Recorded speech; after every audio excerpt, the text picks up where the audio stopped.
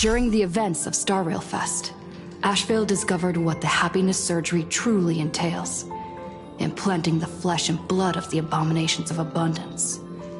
Given the gravity of the situation, we decided to go to Graphia Academy and first launch an investigation into Full Wish. During the course of events, we unexpectedly crossed paths with Full Wish herself. Also a survivor of the Bloodstained Games, she openly joined the Phantasmoon Games and invited supplicants to travel to Seafeld City, where the winner would be decided in a televised debate. During our exchange with Full Wish, Himiko realized that Full Wish might be a masked fool. As a result, I asked Sparksy to investigate the tavern for leads, and through that, we identified Full Wish's ability, the happiness syntax. Evanescia and Yaoguang established a cooperation agreement. After Evanescia's attempt to assess Full Wish in her capacity as the arbitrator failed, they encountered Blade and his group and learned that the flesh implanted in the happiness surgery originated from Shuhu, an emanator of abundance. Himiko and I went to the TV station to take part in the debate and met up with Sunday and Asheville, who had arrived ahead of us. However, the debate turned out to be a carefully orchestrated trap. In full view of the public, all those who had undergone the surgery transformed into terrifying monsters. And Full Wish framed both the IPC and the Astral Express as the masterminds behind it all. When the disaster erupted, Evanescia willingly violated a forbidden taboo and revealed the real purpose of the Phantasmoon Games: to suppress the terrifying entity slumbering within plain Arcadia. Through this act, she unlocked the original power of the ambrosial arbor within herself and intervened in the unfolding situation. At the same time, Silverwolf, entrusted by Pearl, set out to investigate the anomalous signal responsible for the monster's emergence, only to be obstructed by Mr. Meanie. As the force backing Full Wish, he wields tremendous power, powerful enough to interfere with the Stellaron Hunter's script. Meanwhile, Full Wish continued to livestream our movements in the TV tower, distorting the truth by every possible means. Drawing upon the wish power of 200,000 victims, she manifested the Meanie Phantasmoon in an attempt to defeat us individually. Thankfully, Silverwolf regained the power of the Ether cartridge, level 999, and dealt with it before it was too late. After overcoming every obstacle in our path, we reached the top of the TV tower and confronted Full Wish head-on. Drawing on the people's wish power, she briefly held the upper hand. Ultimately, I used the Stellaron within me to bear that wish power, thereby stepping onto the path of elation and defeating her once and for all. Even so, those who had undergone the surgery did not recover. At Blade's proposal, everyone joined forces to concentrate all of Shuhu's flesh within his body, freeing the victims from the influence of the happiness surgery. Just when I thought the crisis was over, Evanescia requested that I warn the creator of the world in canvas. According to her, Asat Pramod, the Lord Ravager who once attempted to eliminate plain Arcadia, has returned again.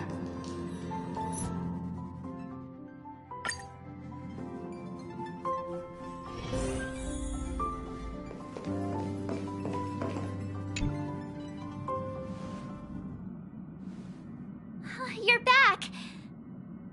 The incident that happened at Full Wish TV is causing a huge stir. Come watch the news! Hello, everyone! Welcome to our brand new segment, the Phantasmoon Brief. I'm your host, Poofy! Hi, everyone! This is your old friend, Snowy! Well then, as the Phantasmoon Games reach a boiling point, and for reasons that need no explanation, we are now joining Duo Mention TV to bring you live coverage of the latest and most critical news updates. Yes, we are! And after the director of Full Wish TV and sponsor of the Research Society of Happy Smiles, Full Wish announced that she was joining the Phantom Moon Games! That terrifying tragedy of 15 years ago once again swept through the psionic game! The supplicant debate, slated to take place at the Seafeld TV tower, was cut short when out-of-control Imaginée known as Joy Ascendants appeared suddenly and launched an attack. This Imagenesis plague centered on Seafeld City spread rapidly. Even Full Wish herself turned into a monster atop the Seafeld TV tower. As of the latest reports, nearly 200,000 human and Imaginée inhabitants across plain Arcadia have been affected by the plague. Countless individuals are injured or missing, and total losses are estimated to have reached 8.6 billion credits. And in a chilling echo of the Bloodstained Games 15 years ago, footage left behind by Full Wish points to the disaster as the work of supplicants from beyond the sky. She identified the culprits as the famed cosmic hero, the trailblazer of the Astral Express, and the wanted criminal, Stellaron Hunter Blade, claiming they were responsible for the tragedy.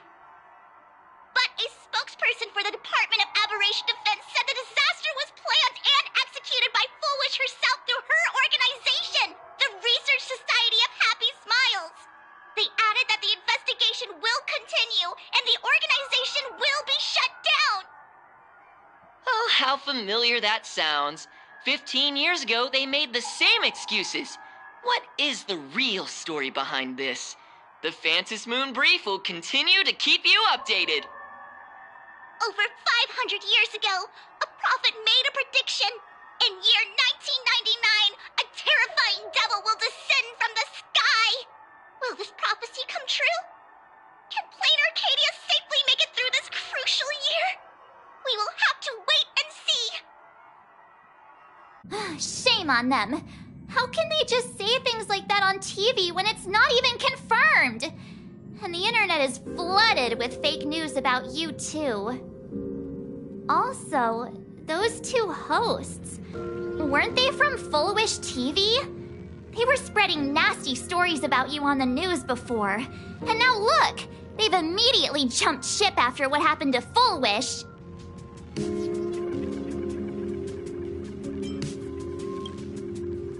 Ever since coming to plain Arcadia, nothing surprises me anymore. I'm happy you made it back safely. But somehow, you just don't seem quite the same. Oh no. You're trying to grow up and leave me behind. Don't tell me you're becoming the next Don Hung. No! Is this what it takes to become a hero?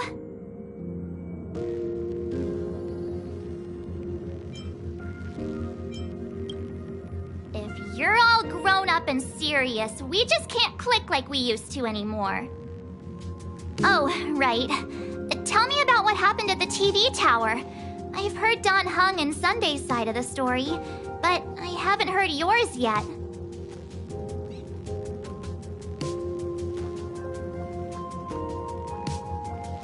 So, Full Wish had people undergo the happiness surgery to implant Shuhu's flesh into their bodies, and that ended up causing this disaster? And you guys stopped the mutation from spreading, but all you managed to do was to temporarily seal Shuhu's flesh inside Blade?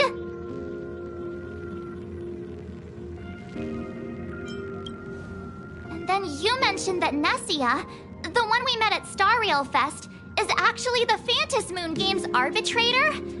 No wonder she could draw a mask for you. And she also asked you to go deep into the world in Canvas to warn... who was it again?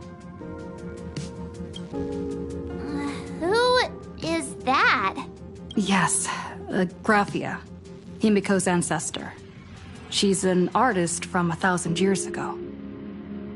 Himiko's ancestor? She's still alive? Wait, that's not even the most important part. Nessia asked you to warn Graphia that the Lord Ravager, Asat Pramod, is back? Why does the Express have such bad luck? By this point, whenever we go on vacation, I'm always ready to deal with random problems. But running into another Lord Ravager while on vacation? This is way over the line. A Lord Ravager, Evanesia's request, Shuhu's flesh and Blade's body, and the unfinished Phantasmoon games. Suddenly, there are so many things to deal with. It feels like we're juggling a bunch of eggs all at once. One slip, and it's all gonna go splat. Are you okay?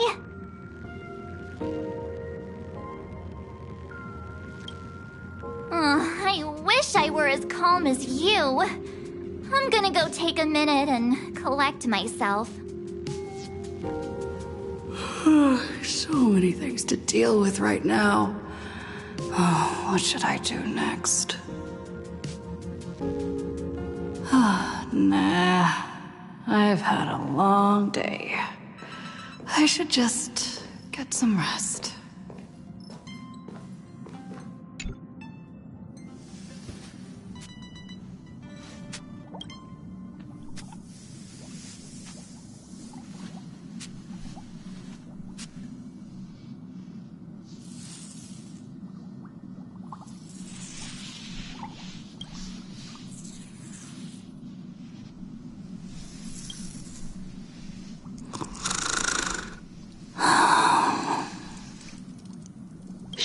Welt, she's tired. Let her sleep.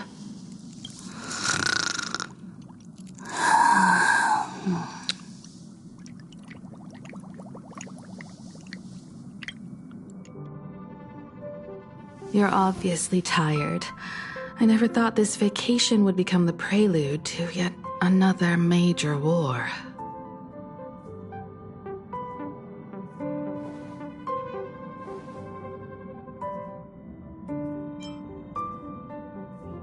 From our very first steps, trouble has always followed the Nameless. But this is way too much. Look at you now. It takes me back to when I first got the Express running again. Aside from Pom Pom, I was the only crew member on board, constantly stretched thin and feeling out of my depth. All I could do was note every problem in the navigation log, one by one. A world's coordinates that needed an update. A glitch in the Express's warp system. The notes were as dense as the coordinates on the astral charts, leaving me completely overwhelmed. Back then, I never imagined the Astral Express would one day have to face a Lord Ravager. But strangely, now that the time has come again, I'm not panicking at all. Come to think of it, it's because of you. Because of all of you. Along the way, we have defeated 2 Lord Ravagers. The Nameless who guided me before I set out once told me, "Keep moving forward, and the obstacles that once felt impossible to conquer will soon be behind you. And along the way, you'll find companions who are just like you." I've seen you grow through the Phantasmoon games, becoming someone others can trust and lean on. And I heard the declaration you made atop the tower. I'm truly proud of you. That's why I want to share a story from the past with you. A promise from 15 years ago.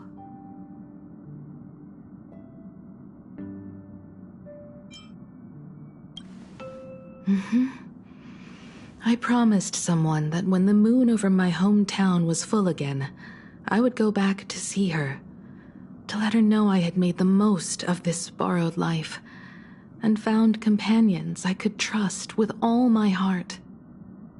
I want to share this story with you all. The story of how my journey began.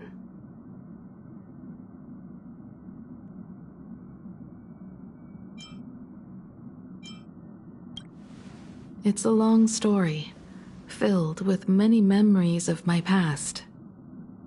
I'd also like to invite you all to the place where I repaired the Express and tell you everything bit by bit. All right, it's a deal. When I return from the world in canvas, you can make us, let Shush make us some coffee. Then we'll settle in and listen to your story. Speaking of the world in canvas, March told me about what Evanescia said to you. Evanescia's request was not made lightly, and she was worried for a reason. Silverwolf saw that Lord Ravager in action too. According to the records from the databank and the IPC's investigation, Asat Pramad's campaigns often span centuries, and the planets he targets all end up destroyed in freak accidents, leaving their surfaces covered in only smiling faces. 1,000 years ago, my ancestor Graphia created the world in canvas. If that was to resist Asat Pramad's invasion of Ahatopia, then could this disaster unleashed through the Phantasmoon games be the prelude to his next invasion? That's the first of many mysteries. Based on our family history, we are clearly not descendants of any long-lived species. Quite the opposite. The weathering curse has shortened my family's lifespan for generations. What could my ancestor have gone through to still exist today? That too leaves me deeply curious.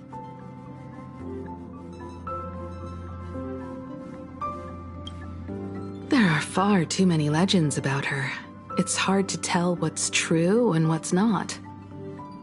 Only two things are beyond doubt. First, during the Cinderth Age, she created countless Imaginae and sent them into battle against the demon legions from beyond. Second, near the end of one of the Phantasmoon games, she created the world in canvas to shelter inside it what was left of civilization and life. Which means she is not only familiar with Asat Pramad, but has also witnessed the manifestation of the Eon of Elation.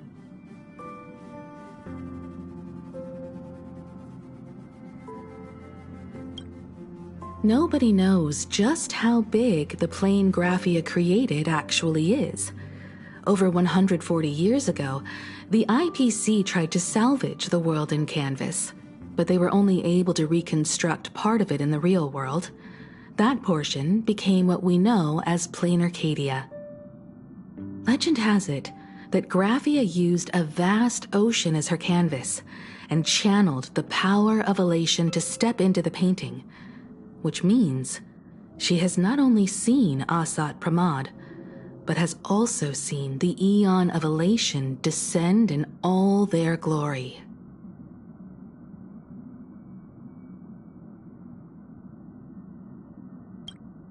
Good question. As for who in Plain Arcadia knows Graphia and the world in canvas best, it's probably Pearl. She was sent here by the IPC. She should have some clues to guide us in the right direction. By the way, General Yao Guang is here. She says she wants to talk to you in private.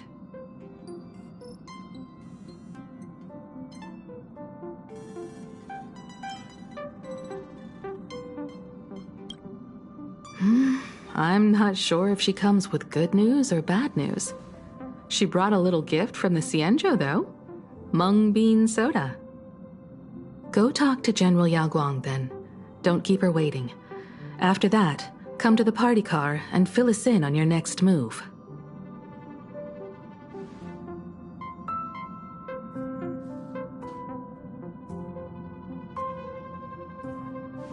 Nice to meet you, Ishvara. I always thought that the arbitrator, Evanescia, would step in and punish Fullwish for the disaster she caused. But, to my surprise, it was you who defeated Fullwish. In my capacity as an Arbiter General, I extend my deepest gratitude to you for halting the plague and sparing countless lives from suffering.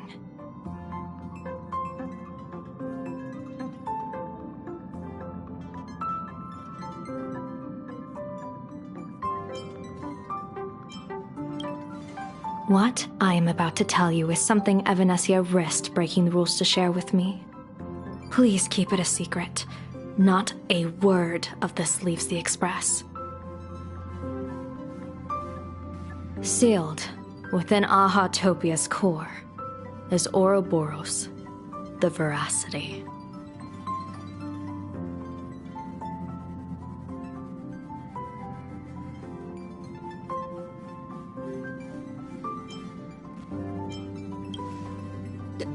You mean the Leviathan that can swallow whole planets? That Ouroboros the Veracity? Looks like you know a thing or two about Ouroboros. I've seen that terrifying thing in Herta's simulated universe. Rumor has it, they were last seen during the era of the Swarm disaster. They were hardly there to aid the Swarm, but rather to attend a cosmic-level feast, in which the Swarm served merely as appetizers, and the planets they passed were devoured as the main course. No one expected them to be here of all places, sealed away on this very planet, after vanishing for years.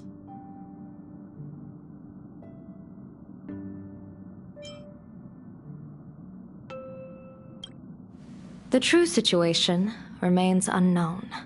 But with this information, we can understand why Asat Pramod set his sights on this world. Aren't you a little afraid, facing a huge disaster like this?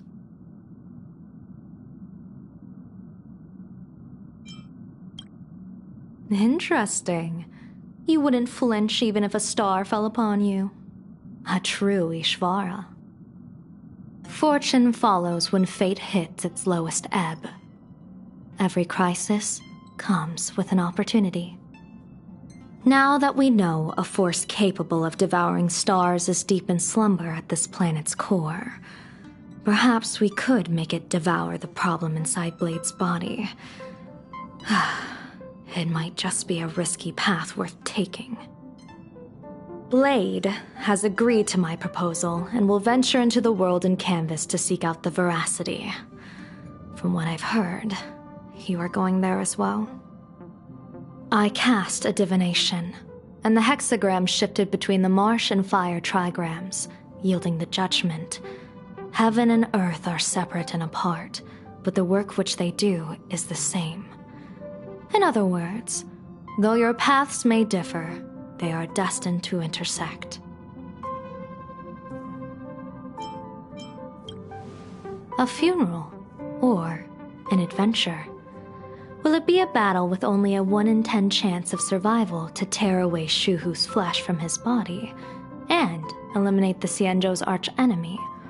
Or will it be a journey in which he settles all grudges and never looks back? It all depends on how he perceives it.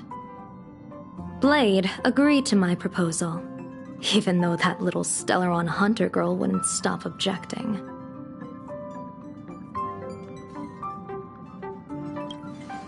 Betting? No, I don't see it that way. We are not chips laid on a gaming table, nor dice tossed at someone's whim. We trust in people, in ourselves, and in those beside us, knowing they can change the course of even the most desperate battle. That belief is what gave you the strength to overcome Fullwish. It is also the only reason I stay for this world. My purpose has never changed. I am going to draw the elation into my divination, and overturn a fate marked for great woe. I have a plan for how to handle Asat Pramod if he strikes unexpectedly, but I still need more hands to make it work. What miracle could cap off these games better than a finale that humbles a Lord Ravager? It will be a tribute to the elation. The shadow of the Lord Ravager looms, and from here on, everyone must carry their part of the burden. I will take my leave first. Before I set out, I still want to say a few words to everyone.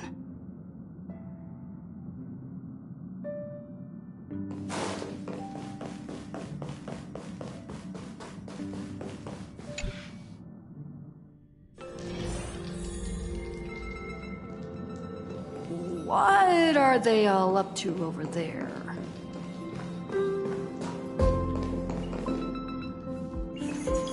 Oh, there you are. We were waiting for you. We're here to celebrate the Astral Express making it through another trial, of course. Pom-Pom's heard all about your latest adventure. It's a modest celebration, but a meaningful one. You stopped Full Wish's scheme, and that is no small achievement. Regardless of what the people of Plain Arcadia or the media may say, we raise a glass to you. Exactly. You knocked out the mastermind behind all those creepy whatever their name is. I didn't get to see it myself, but Don Hung described it for me. You killed it! Your victory gave Blade a chance to free himself from Shuhu's flesh. Thank you. With a Lord Ravager looming on the horizon, everyone will soon be heading off on their own missions. Before that, it felt right to have a small gathering like this. Now, let's make a toast. Here's to everyone who fights to protect this Arcadia. And here's to all of us. The Lord Ravager can throw whatever he wants at us, but I know the Astral Express will keep streaking across the stars.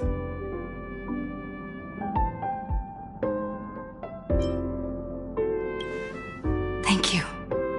All of you. Having you by my side is what gives me the courage to face the future. I'll carry this strength with me through the rest of this journey. Cheers!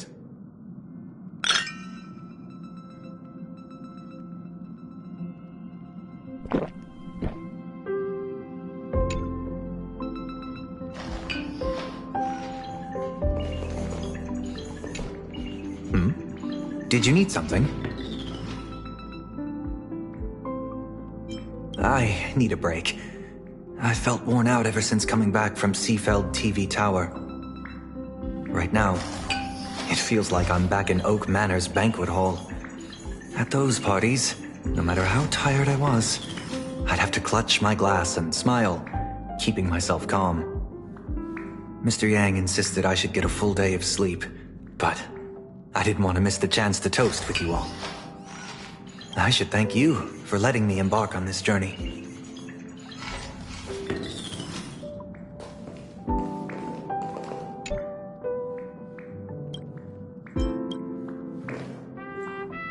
I heard from Sunday about how the televised debate went.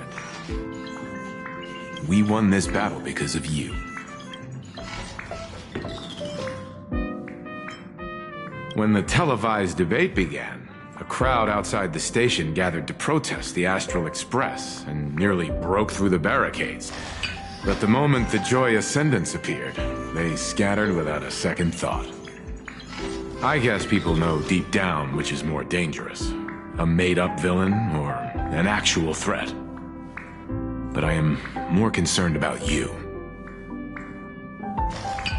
I've seen the footage of your fight with Full Wish. When you returned to the top of the tower, an enormous surge of power seemed to erupt from you. It reminded me a lot of when I saved you at Herta Space Station. Did you tap into the power of the Stellaron?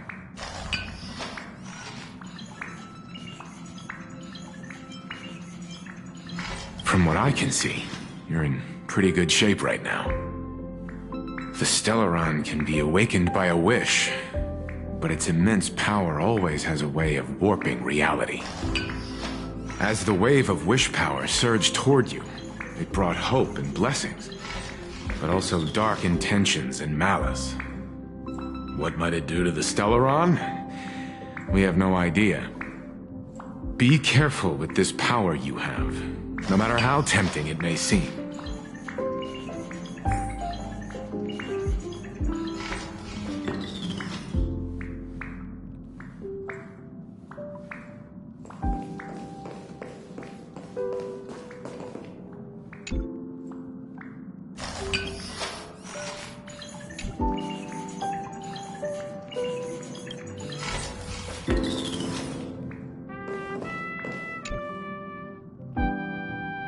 it's you!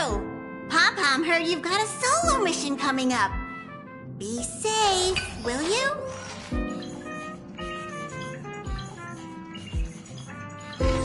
Sadly, Pom-Pom can't remember most of what happened right after the Express crashed onto this world. Pom-Pom's memory of those years is like a fogged-up Express window. No matter how hard Pom-Pom tries, Pom-Pom just can't wipe it clean. But it's okay. After passenger Himiko repaired the Express, Pom-Pom got to share a one-of-a-kind journey with all of you.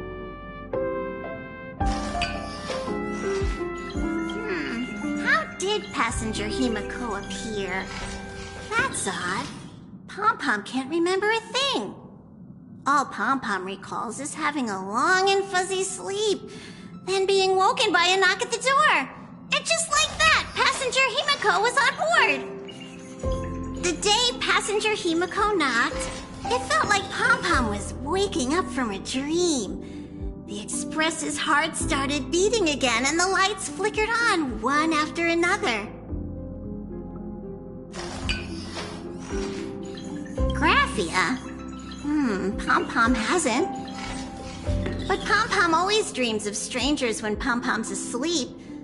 They seem to be bustling around the Express, and there are soft clinking and clanking sounds, just like the sound of stars twinkling.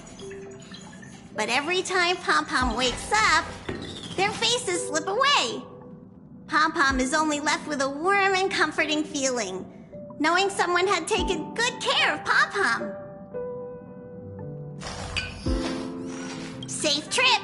Pom-Pom will take good care of the Express while you're away.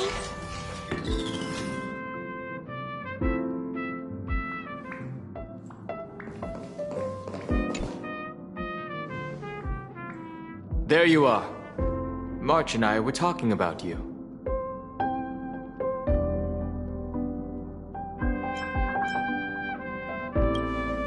You, me, and March. The three of us. Exactly. The power trio of this Express. This trip to Plain Arcadia is the first time we weren't necessarily working together toward a common goal. You dove into the Vantis Moon games. I crossed paths with that relentless old friend and foe again.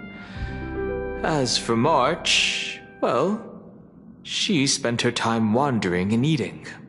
Her perfect little vacation. Wait, hold up. How come all I get is wandering and eating? I grabbed plenty of comics as well. I call it cultural exploration. With a little extra time for me to recharge, of course. Right? Now that we're having this little break, it hit me that I might have neglected you and March.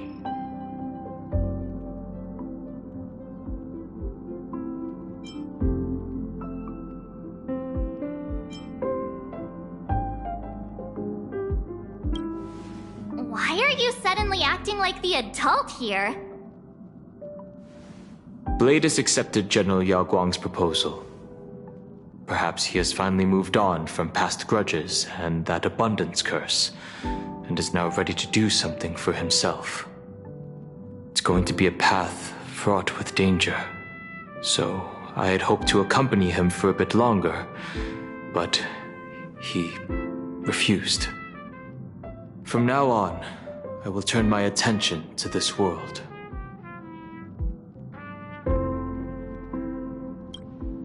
Mr. Yang and I have been asked by General Yao Guang to help with setting up some defensive formations.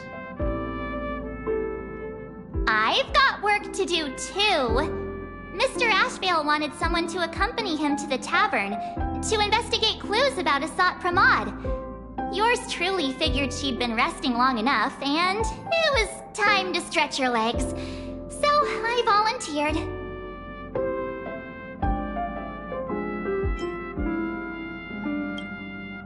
No problem.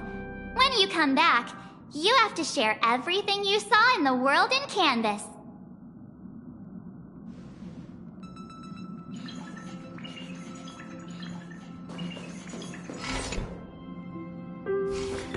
Just in time. I've talked to Madame Pearl. She will handle all the arrangements for your passage, so you can enter the world in canvas to find my ancestor Graphia.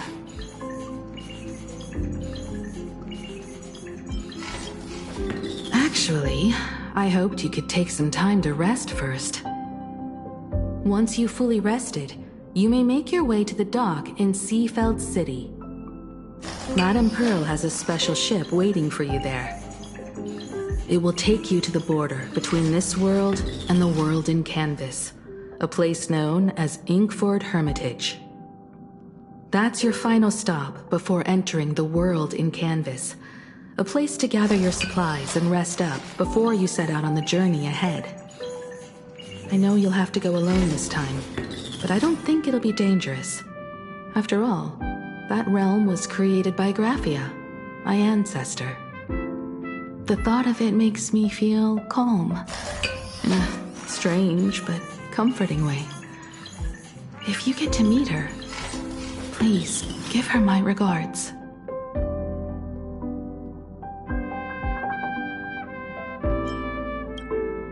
Please tell her that one of her descendants became a nameless on the Express. Go ahead. Set out once you've rested up. I'll be here with Welt and the others, awaiting good news from you.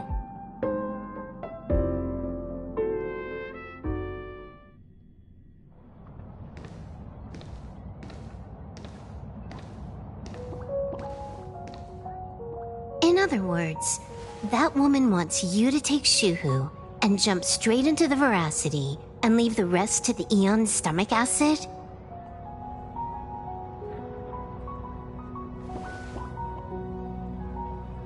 And this is between me and him, right?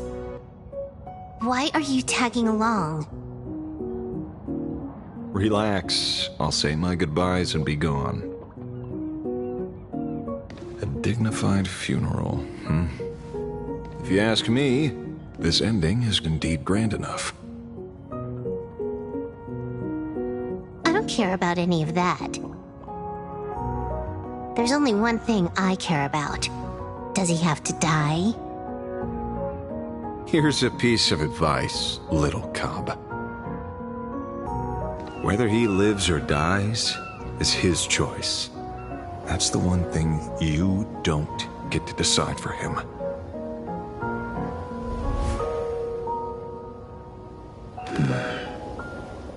It has landed. What? Nothing. Just a seabird landing on the rocks. A blade forged of mortal steel cannot sever an undying fate. If Shuhu is to be put down, the options are few, and that Leviathan is one of them. In time, people will say this. The culprit of the Juming gave his life for the greater good, and plunged into the abyss alongside the abomination.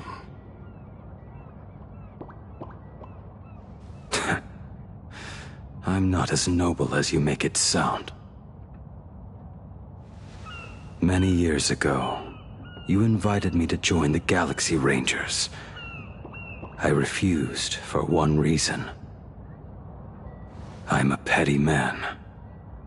I was never born to carry some greater good.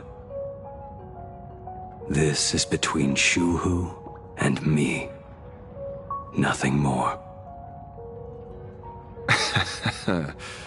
Can't argue with that. A Galaxy Ranger through and through. Well then, I won't say anything more. Blade, you sure about this? For years, death has clung to me like a curse, etched into my bones. If there is a chance to make a god feel the same pain, I would do it, even if this body is reduced to ash. As for everyone else, there's no need to drag them into this. we'll proceed as Yao Guang proposed. Bury Shuhu at the end of the world in canvas, taking me with him, and let the veracity dissolve us both.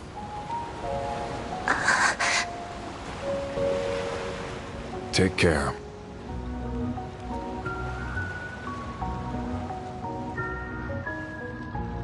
How about you stay as well?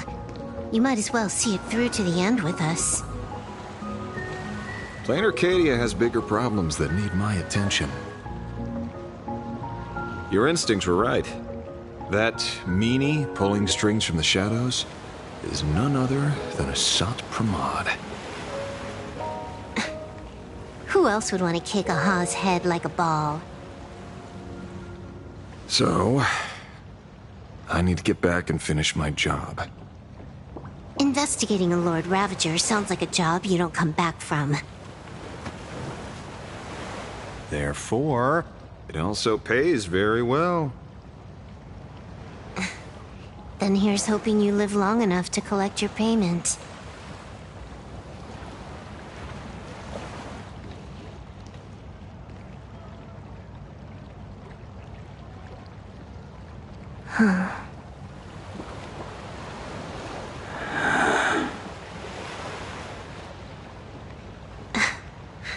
Every time, when it's just the two of us, you go quiet.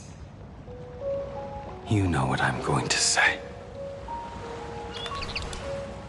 The seabird's flown off. It's time for us to go too.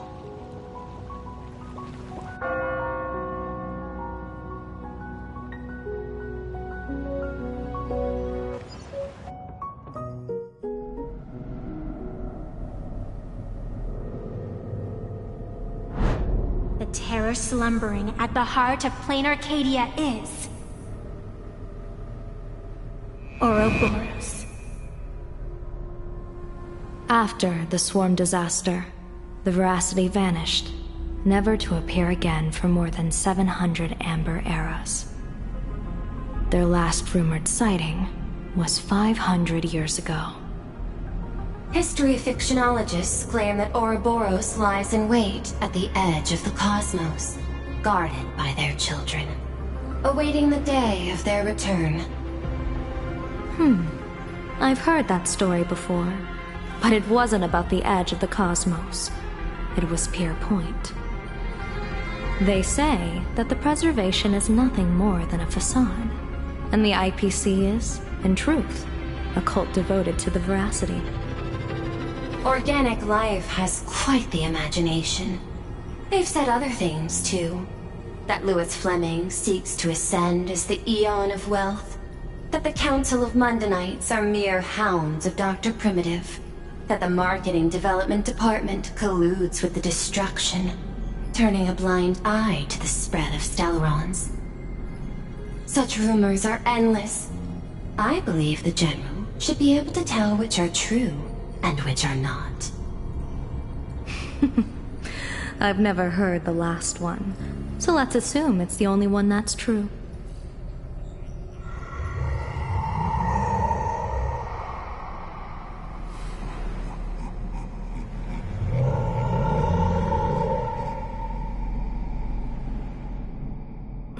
Such terrible breath. Once this Leviathan awakens, the Arcadia's destruction would be all but instantaneous. For now, this remains conjecture. The sealed remains appear to be a husk that Ouroboros once shed. Why it's here, and how it's connected to the elation, remain unknown.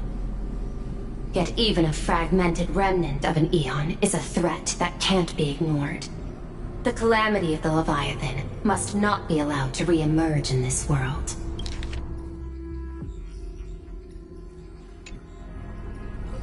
Naturally, that is why I'm here. And it's about time for the two Nameless to arrive. Oh, you're just on time. General Yao Guang, as instructed, warding talismans have been placed at over a dozen sites across Plain Arcadia. My thanks. It was Mr. Yang's talent of creation out of nothing that allowed us to reproduce dozens of plumes and complete the deployment with such speed. Now, with yin and yang aligned, and all four aspects in place, as long as we set up the last formation core, the Decalight reflection barrier will be complete. Using the divine eye of the Spiritus to weave a giant web, one that ensnares countless possible futures. General, have you truly made up your mind? Though Shuhu has been eradicated, the signs of doom have not faded. On the contrary, they grow ever clearer. After much consideration, the source can only be this restless corpse. One crisis is yet to pass, and another is already upon us. The Arcadia's ley lines were already riddled with scars, and now even the ancient tree's seal is starting to loosen. While Evanesia is asleep, someone must take up her duty to guard this place. But defending isn't the way of the hunt. If you don't want to become the prey, you must become the hunter. General, do you intend to go on the offensive and suppress the remains of the Veracity? How could I? The Joy Seeker could barely confine that husk using the Abundance's ambrosial arbor as its cage. I'm not that arrogant as to place myself alongside the gods. I'm not here to guard against an Eon, but against a lesser menace. Lord Ravager sought Pramod. This barrier is prepared for him. Asat Pramod has been meddling with the game from the shadows. His intentions unclear. We know little about him or the Veracity. By chance, however, a friendly citizen has provided us with intel. Ouroboros' remains are in Ahatopia, aren't they? Silence is an answer in itself. I've seen that reaction too many times. I'm not surprised that you were the first to discover it. You were in the Torn Scroll too. The probability of you noticing was 24%. That's a little low, don't you think? I'd put it at well over 90. What I don't understand is this. There were countless ways to verify your hypothesis, yet you chose the most unconventional one. You bypassed security and broke into the building to confront me in person. What is your objective? This is no confrontation. It's a warning, Madam Pearl. I'm a security officer, and there is only one reason I'm here. While everyone else is fixated on the Phantasmoon games, only the Department of Aberration Defense is watching other places. Like the location where the new Herald of Death case was closed? Correct. The incident involved 4 Daybreak warriors, 3 nameless, 1 detective, and 1 officer. But just moments ago, a 10th set of footprints appeared at the scene. After the investigation, we learned that the traces were left deliberately. A blatant provocation. The Lord Ravager bent on destroying the Elation came uninvited. Make no mistake. Plan Arcadia is the stage he chose with care, and drawing the Abundance into the fray was hardly a whim. Our top priority is to dispose of Shuhu's flesh properly to prevent it from falling into the wrong hands and causing another calamity. That said, we cannot afford to ignore Asat Pramod's next move. This giant web is prepared for that very purpose. Once the entire planet is folded into the divination's trajectory, under the gaze of the Omnitia, all possibilities will be laid bare.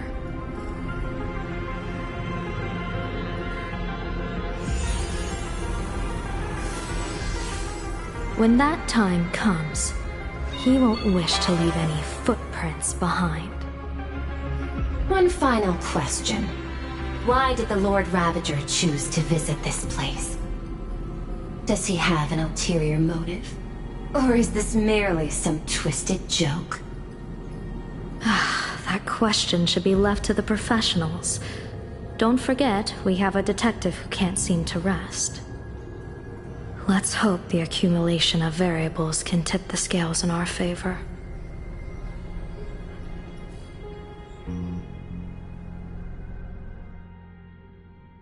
And so, the people set out, and the gondola, bound for distant lands, set sail.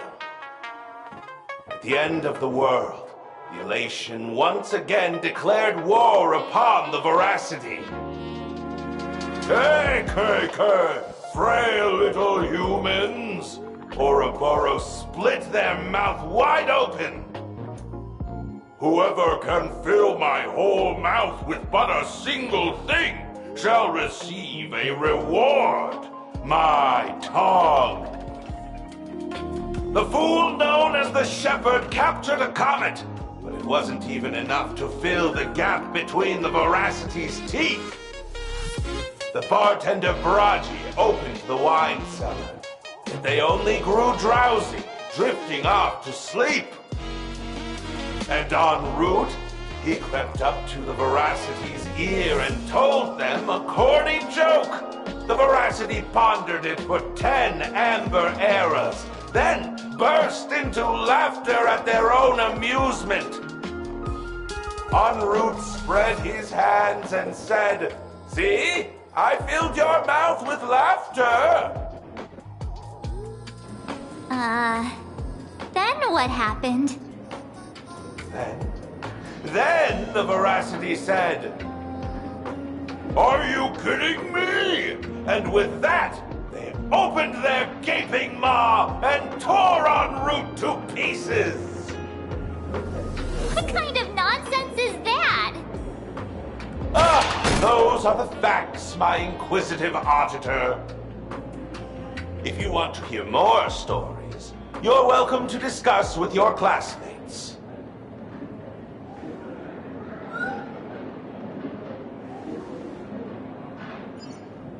We came here to investigate the Veracity and Asat Pramod, but all we got were stories that only a 3-year-old would believe.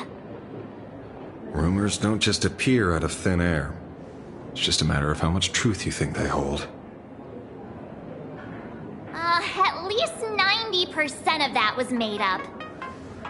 Sometimes that last 10% is all you need.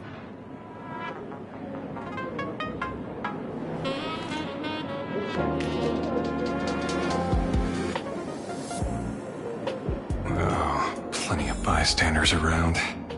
Let's hear what they have to say.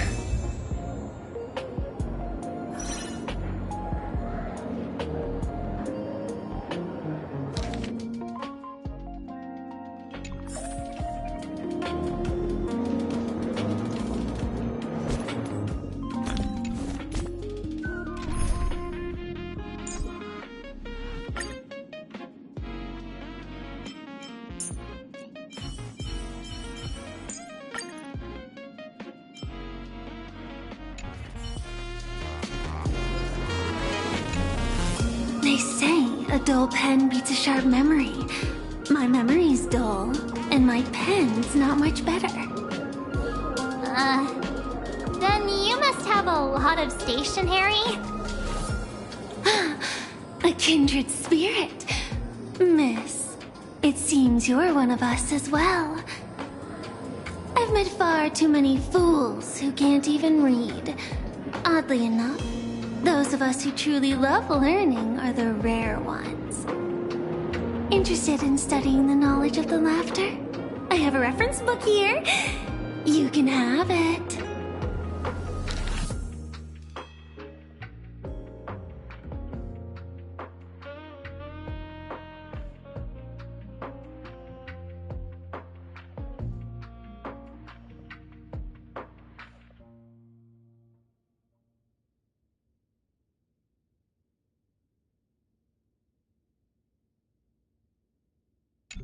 This feels completely made up. But, thanks anyway. Oh, please. Thank Thank the seniors. To compile this book, they offended every Eon they possibly could, and narrowly escaped death at the hands of each and every one of them. As for me, I'm just the one who keeps the books circulating.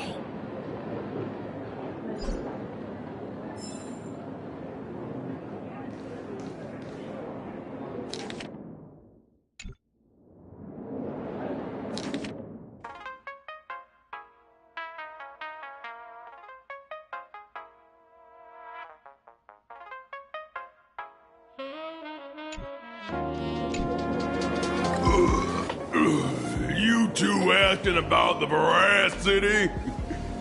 You think about walking that path? Walk the path of veracity? Do I need to eat everything in sight? You got it. Kids always dream big. Some bulldozers, some are monsters, and I am on a board. Yeah, and the man. Ugh, can you talk normal? Stop gulping for air.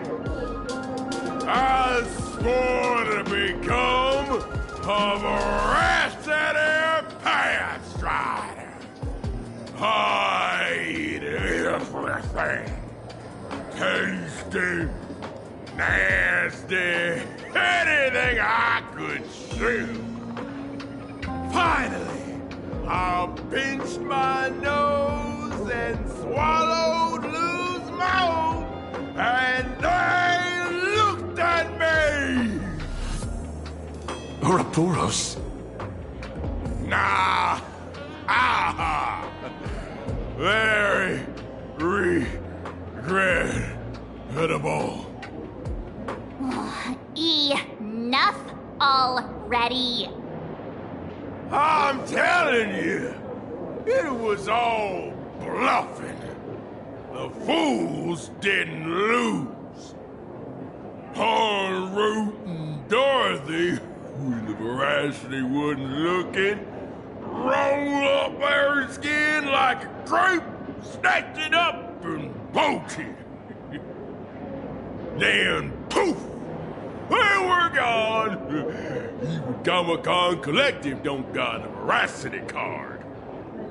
I already filed a formal complaint with the organizers. You should be putting this much effort into your studies! Hey, friends! How was your first day of school? Sparksy's here to pick you up after class. Where were you just now? You opened the door for us and just... Don't tell me you're up to something again. Oh, still doubting me? You're breaking Sparkskull's heart here. That whole foolish thing. I took on every abode in the tavern by myself, fought them all the way to the end of the world, and even won my mask down to nothing! But honestly, this place runs on rumors. Aha is being chased by the veracity. Aha chases the veracity. We won't get anywhere following stories like this. Let's go through what we know so far.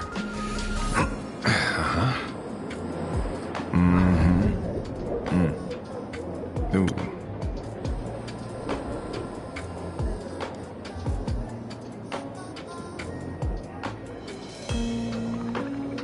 Yeah, it's a complete mess. So, after a bit of thought, Lady Sparksy came up with a brilliant idea. I borrowed a nifty little gadget from a friend. The Unreal Sparks and Spark! No idea how it works, but apparently this light bulb makes you smarter the moment you put it on. Does this friend know you borrowed it? Supramod has a gun to our heads, and this is what you're worried about? He'll find out one day. Well then, I'll go first. It, doesn't look very reliable. Are you sure about this? No worries. If anything goes wrong, the friend in my head will protect me.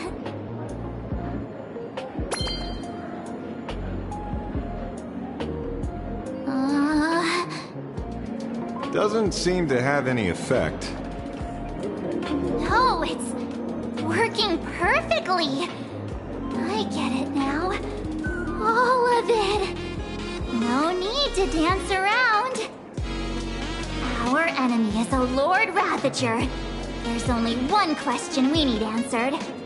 How does Asat Pramod plan to destroy Elation?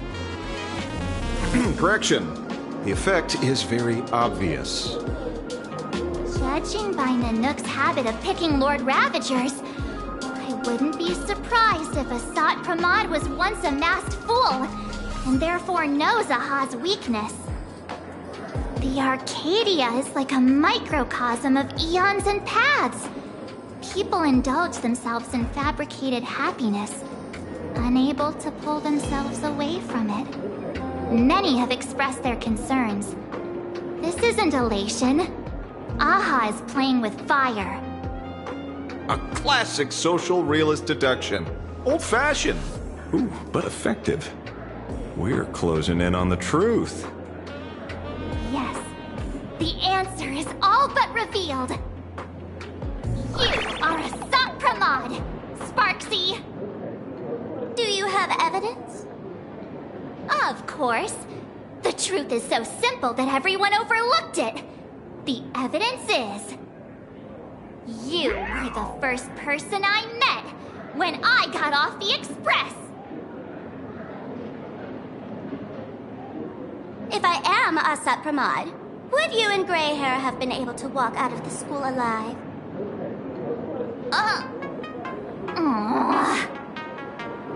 Yeah, fair point. Just take that thing off already. That's weird. I thought I was on the right track. Let me give you a lesson. Deduction isn't about people skills. It's about smart tricks and flawless logic.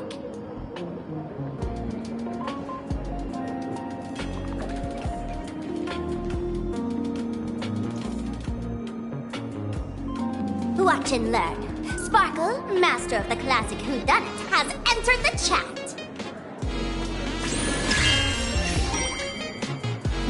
You changed your clothes just for this? First of all, Ouroboros likes to eat. Secondly, whatever they eat disappears completely. Therefore, veracity is also a form of distraction. This is the classic mystery of one culprit, two identities. The one trying to kill Elation is... the Lord Ravager, Asat Pramod, played by the Veracity! What am I even saying? Classic whodunit. This is more like a classic Who's the Dummy. I get it now. All this thing does is make wild guesses sound reasonable. So far, that's the most accurate piece of information we've gotten. No need to be so serious, Detective. Why don't you show us what you've got? By the way, what type of detective are you? Me? I'm the tough guy type. I don't waste time on useless details. I aim straight at the heart of the problem. You're not wrong. Asat Pramod is Nanook's weapon to assassinate Aha. Whatever his plan may be, the target doesn't change. Remember, as far as humanity knows, there are only 3 ways an Eon can fall. A broader path engulfs a narrower one. Divine warfare between eons, and the third one. What was it again? Forcing an Eon to turn away from their own path. Whichever it is, none of it sounds remotely connected to Plain Arcadia. So, what makes you so certain Asapramad is here on business, not on vacation? Because we folks just dug up one heck of a treasure from underground. And in the stories tied to them, we've unearthed more than a few names worth paying attention to.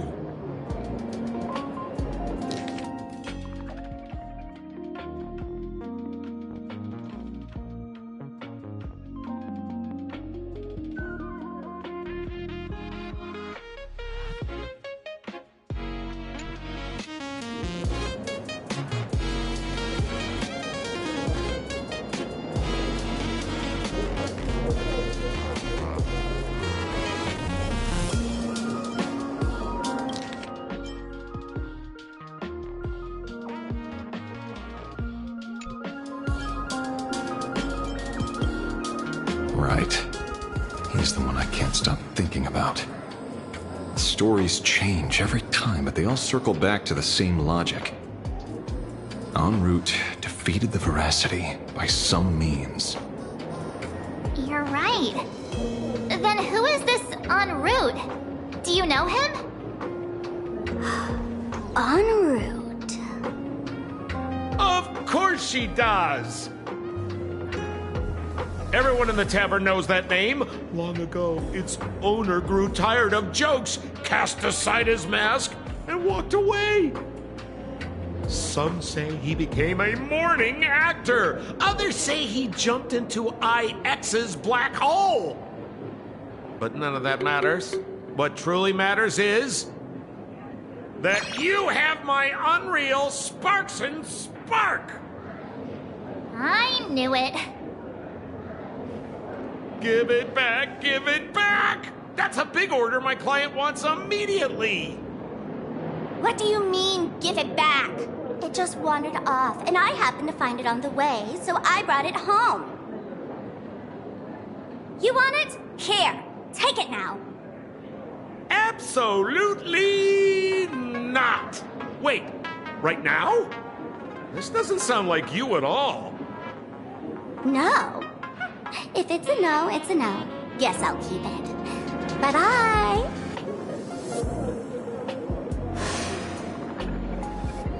Get back here! Sir, do you need to hire a private detective? Hey! Can you catch her for me? Of course. I'll have that thing returned to you safe and sound in half a day. But, in exchange, I'd like you to elaborate a bit more on what you were saying.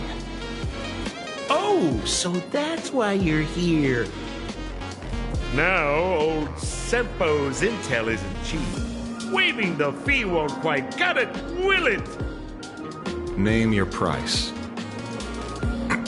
Put it on Pearl's tab. Ha! Just kidding. Money talks boring. Besides, the Astral Express and I go way back. Oh, and I wouldn't scam you two. The en route you're looking for lives up to the name. There's nowhere he can't reach. Only places he hasn't been yet. He's the gold standard of the masked fools. He only shows up where he's least welcome. A mourning actor's stage, a friend's wedding, even inside the Veracity's mouth. All for the sake of a good laugh. Oh. That lines up. Sounds like the origin of the legend. So, he's a friend of yours? Not a chance! Back when old Sempo was still a kid, en route was already a name in the history books. He left the tavern during the Second Prosperity. They say after hearing 30 trillion jokes, he never laughed again. Before he left, en route said one thing that, at the time, no one cared about. Elation has been dead for a long time. Where did he go after he left the tavern? The tavern has 10,000 mouths, all telling different stories. All I know is this. He said he was headed for the true world's end. and then he vanished without a trace. How do you know all this? Oh, I've been around long enough to have my own channels. Just trust old Sempo. And about catching Sparksy? Leave it to me. I keep my word.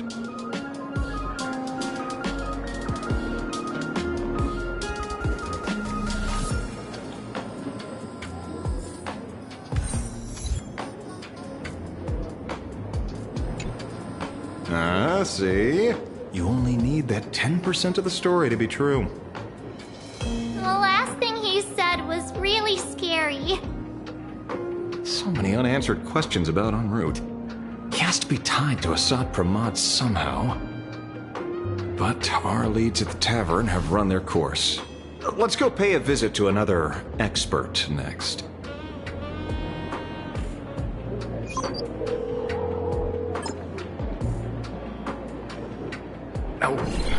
Speak of the devil.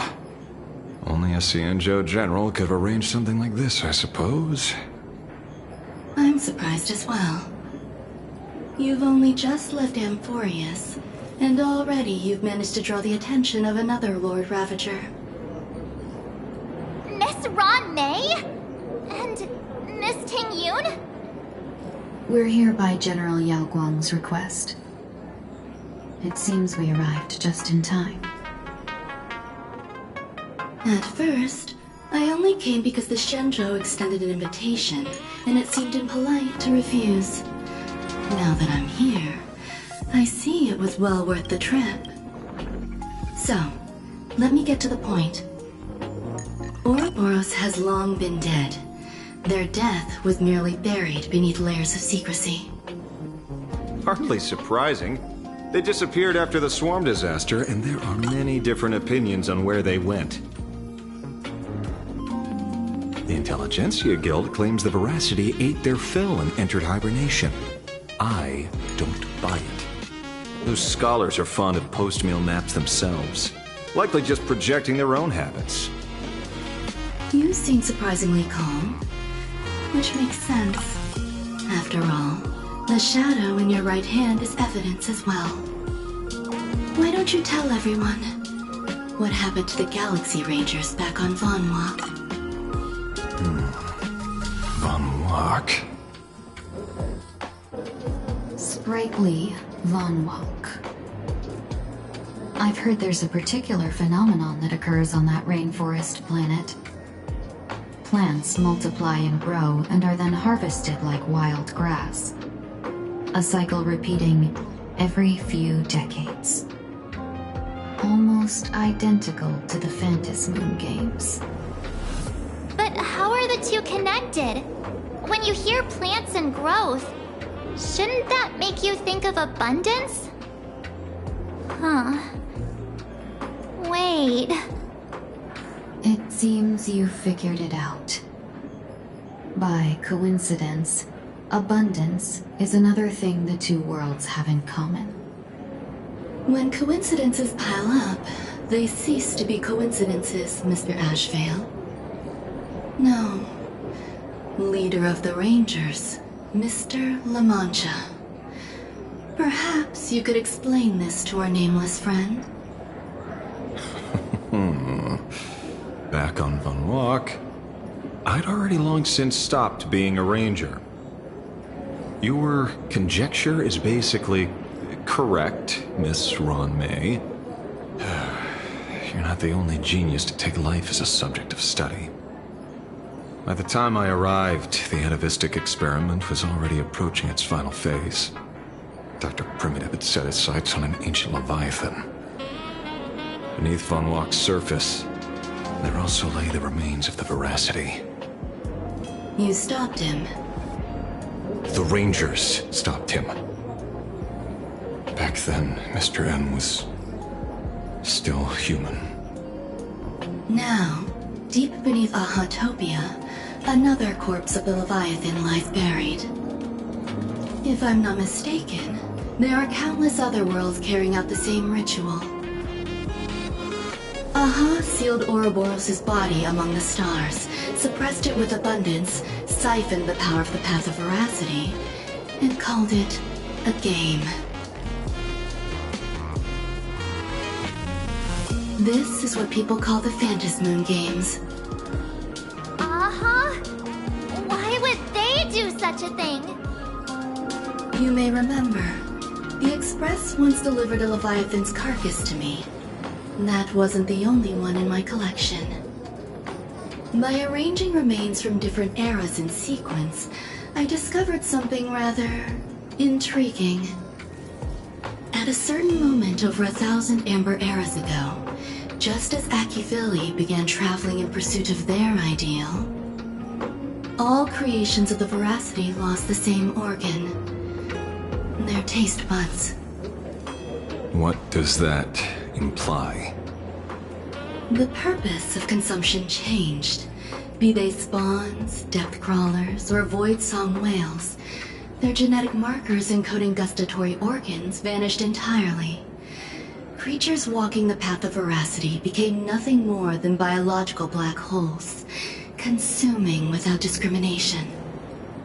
This was not natural evolution. Through the simulated universe, I identified the point of divergence in history. A concept had disappeared from the path of Veracity. Consider this. What do taste buds provide? Yummy flavors? Precisely.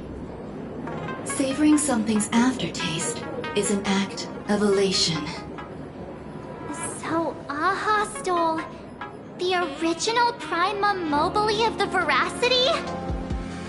The simulated universe proves nothing on its own, but the primal desires of life have always been entangled. Think of it as my intuition. The conflict between the eons of elation and veracity stretches all the way back to primordial times. How many people know about this? There used to be 2. I only told Yu Qing 2. Now, there are 5. After this, I can't be sure. Exploit the old conflict between Aha and Ouroboros to ignite a divine war, or allow intersecting paths to devour one another. Of the 3 known ways to kill an Eon, the Arcadia fulfills at least 2. Now who still thinks Asap Pramod is here on vacation? But you still haven't explained where it came from. You mean the shadow? It has nothing to do with Funwalk. Oh? Call it a twist of fate. This isn't my first encounter with the Astral Express, nor my first time dealing with a Lord Ravager. When my home was destroyed by Zulo, I had a brief encounter with a former navigator. A navigator of the Express? Yes. Starseer, I see. He'd already retired by then. He was the one who told me about the Shadow. According to IC, it was one of many remnants left behind when the Express first carved paths along the edges of the cosmos. I led the Rangers to suppress the Shadow, and devised the plan to assassinate Zulo. But I never learned why it was there in the first place.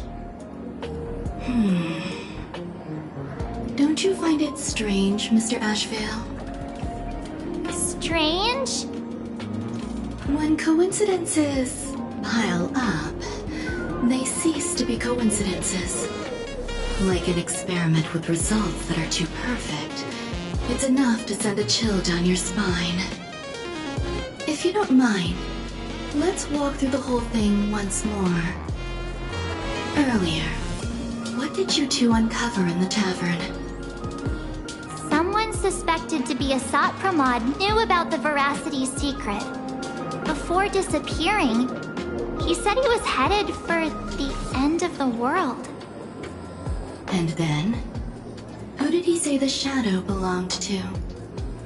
A former navigator. The The shadow was a remnant left behind when he charted the cosmos. If the world's end isn't the tavern, then where is it? I don't know if anyone can answer that question. Not even Akivilli. Wait. Don't tell me. En route only goes where he isn't welcome. After leaving the tavern, he went to the Astral Express. The detective game is over.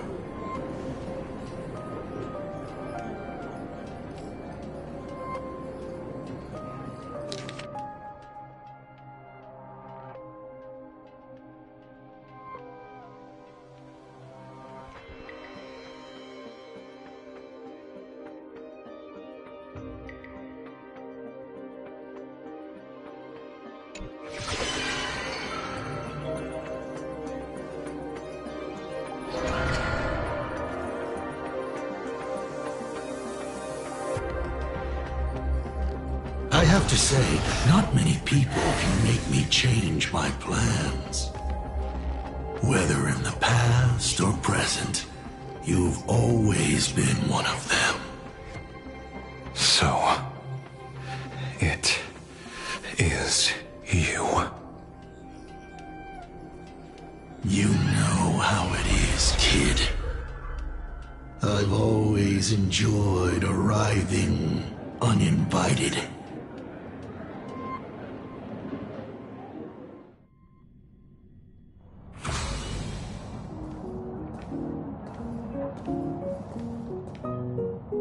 Pearl said she would arrange a ferry to pick us up at the Seafeld City dock. The place we're going to holds clues about Graphia. Really? Your own ticket before boarding.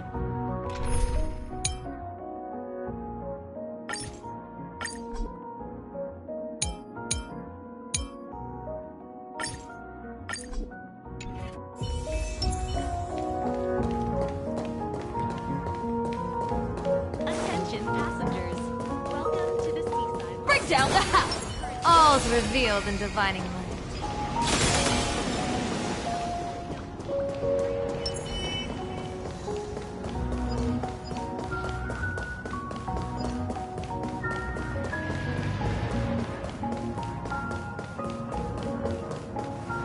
It is an honor to, well, shall I say, be of service to you again. To be honest, when Madame Pearl invited you to visit the Perlux Tower, I was supposed to be your guide. I ended up being replaced by a total fraud. My name is Feld. By order of Madame Pearl, I will be escorting you to your destination. You are too kind. I followed the battle in Seafeld City very closely. Serving a hero such as yourself is a true privilege. I assume Madame Pearl has already briefed you on our destination?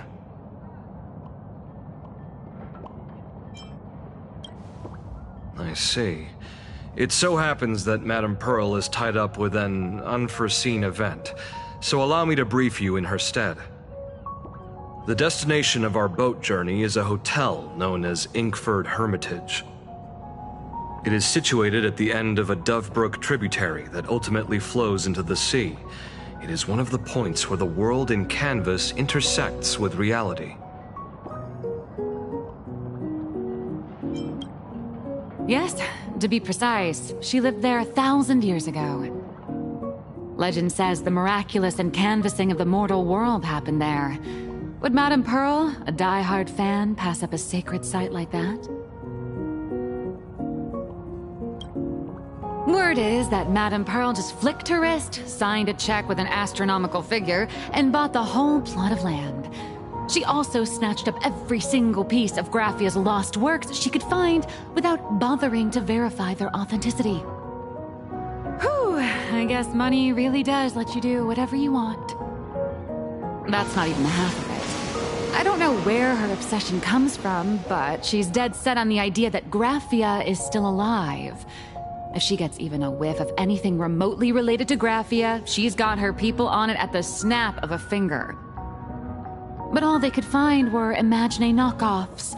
Random, pretty redheads based on nothing but imagination. I bet her reaction went something like this. Objective. Locate the original. Error. Detecting excessive quantity of low-quality merchandise. You! I remember you! You're that fraudster from Perlux Tower! Perlux Tower? I've never set foot in that place in my life. Oh, I know it's you. I've seen the footage. You're wearing the exact same outfit. Oh, a slip-up in an otherwise perfect plan. Relax. Your job is safe this time. Cut it out, you scoundrel! You can't talk your way out of this. Who exactly are you? This is the author of Fluffy Across the Blue, Blurry QR Colt. Huh. Is that so? My apologies. How rude of me. Miss Colt, it's an honor to finally see the face behind the work. Please pardon my yelling. I didn't know.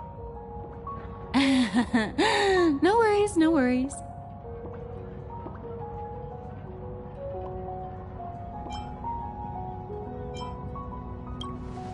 Well, yes. Would you believe it if I said I was going on vacation? Miss Blurry QR Colt, let's be clear. You are being transported under escort. Your current credit balance is in the negative. Madame Pearl has offered you a lifeline by asking you to complete the next volume of the Fluffy.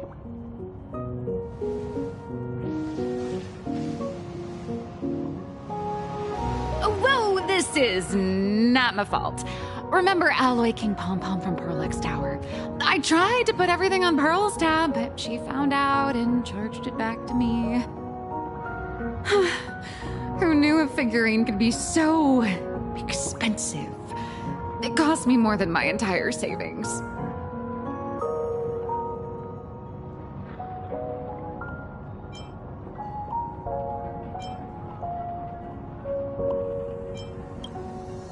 No way. It's obviously all Madame Pearl's fault. So you're escorting her to, shall we say, an intensive creative retreat? Correct. The objective is to deliver the manuscript and clear her debts. The estimated duration is 56 days. Hear that? It's not a hotel. It's hell. Where you get whipped for not finishing your scripts on time.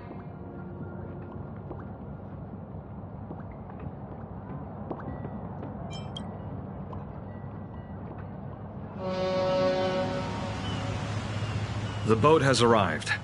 When you're ready, let's begin our journey to Inkford Hermitage. Please, mind your step as you board.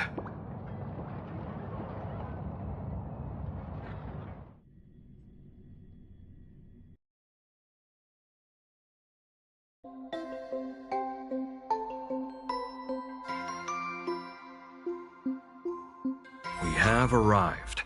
This is the snowy shore of the canvas world, Inkford Hermitage. Oh. Are those Wispae floating on the water?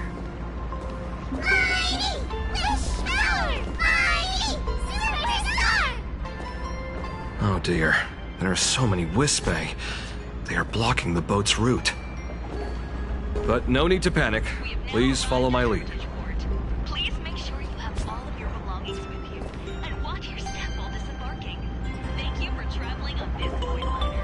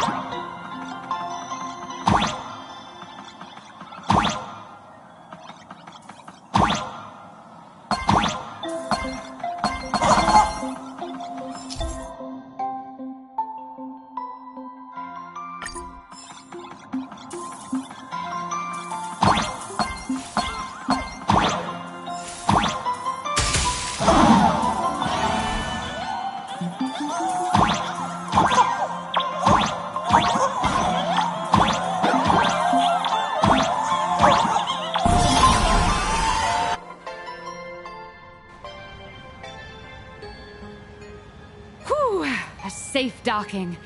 For a second, I thought we were going to hit an iceberg or something.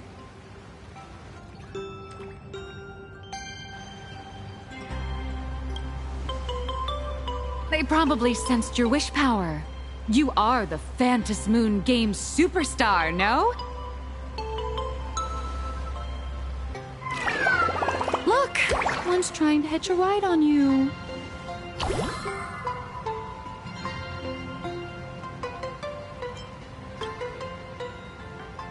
Must have been when we came ashore. Oh, what a devoted fan.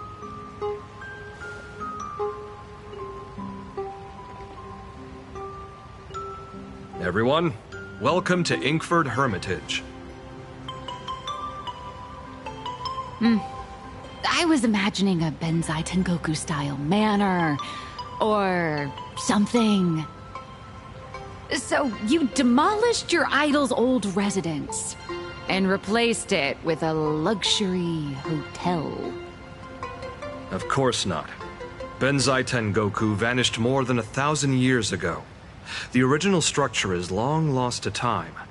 The IPC only chose this location because this is one of the weakest points between reality and the world in canvas. Many Imaginae are born every day, but just as many ancient lineages of Imaginae hide themselves away in the world in canvas once their wish power dry up, or as they grow weary of the mortal world. This is the final stop before they enter the world in canvas, and this is where they bid farewell to reality.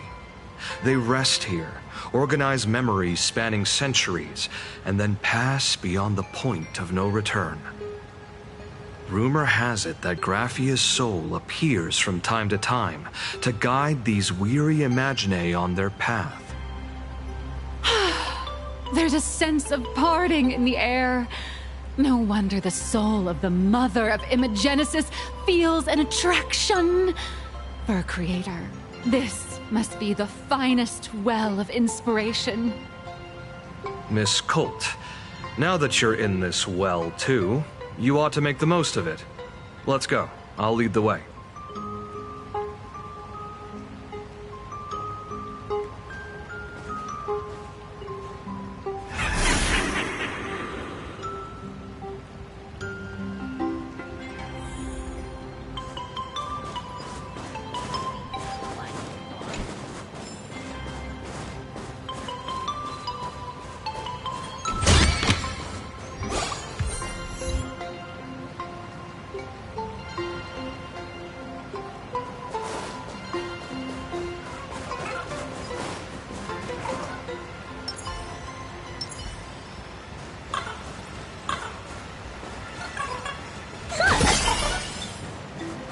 Is that? Ah, the golden tree in the distance.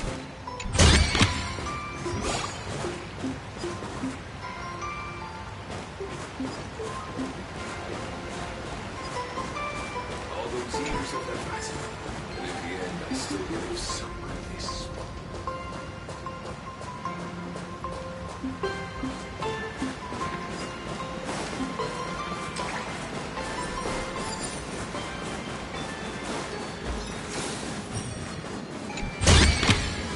Looks good.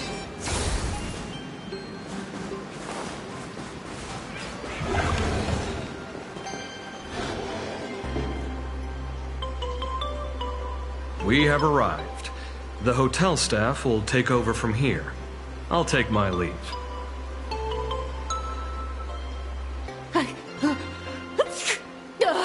Oh, it's freezing. It's cold enough for a typical snowstorm mansion murder mystery. Anyone here? Here. Hello? Hello? Hello? Honored guests, my apologies for the late welcome.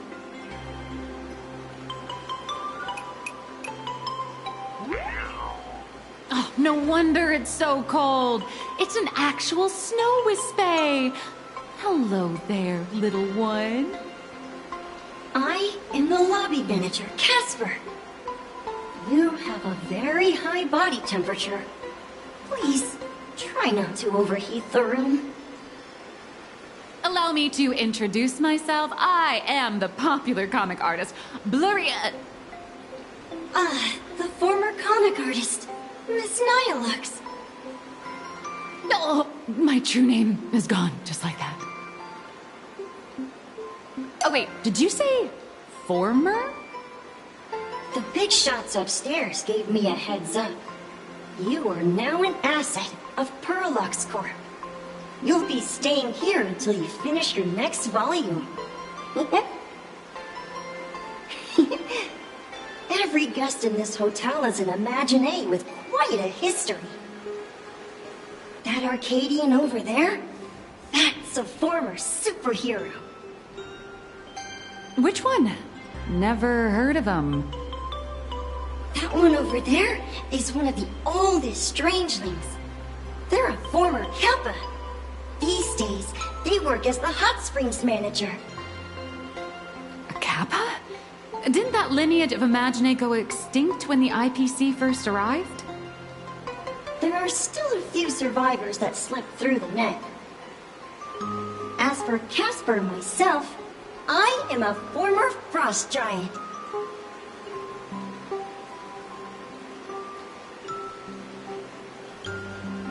Little old me was once a tall, mighty, and majestic giant. Of course, that was back in the Cinderth Age. So you're basically an antique who knows a bunch of old secrets. What corner did they dig you out of? From a block of ice. It is sad how a giant block of ice melts into tiny pieces over time. I have forgotten the names of most of my friends. And I have not tasted a crispy, charred Void Ranger in a long, long while now.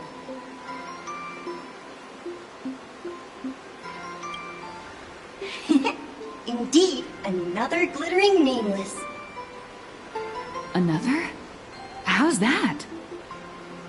That is a secret.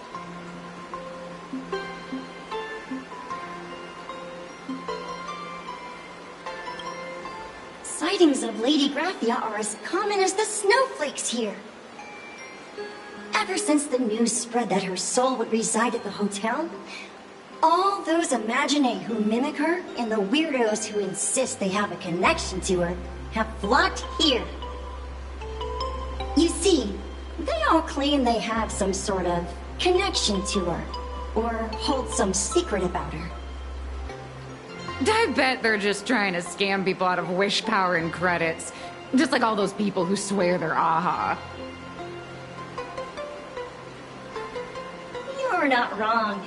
But whenever the higher-ups ask for a report, little old Casper here can always pad it out and hand over a long list of names. Nameless, good luck with your inquiries. Bye now.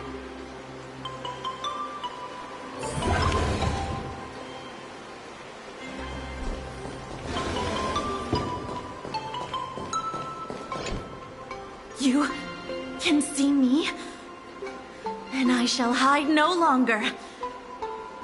Indeed, I am Graphia, the sovereign of all paintings, the source of all schools, the mother who birthed all Imaginé.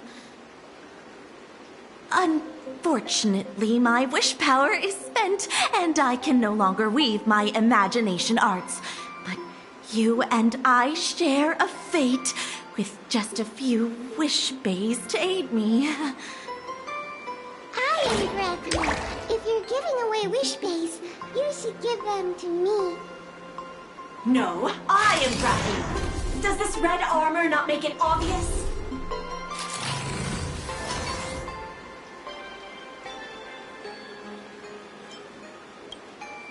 I don't care which. One of you, come help me fight a Lord Ravager. The Lord Ravager? To be honest, we are Graphia, but we're not Graphia.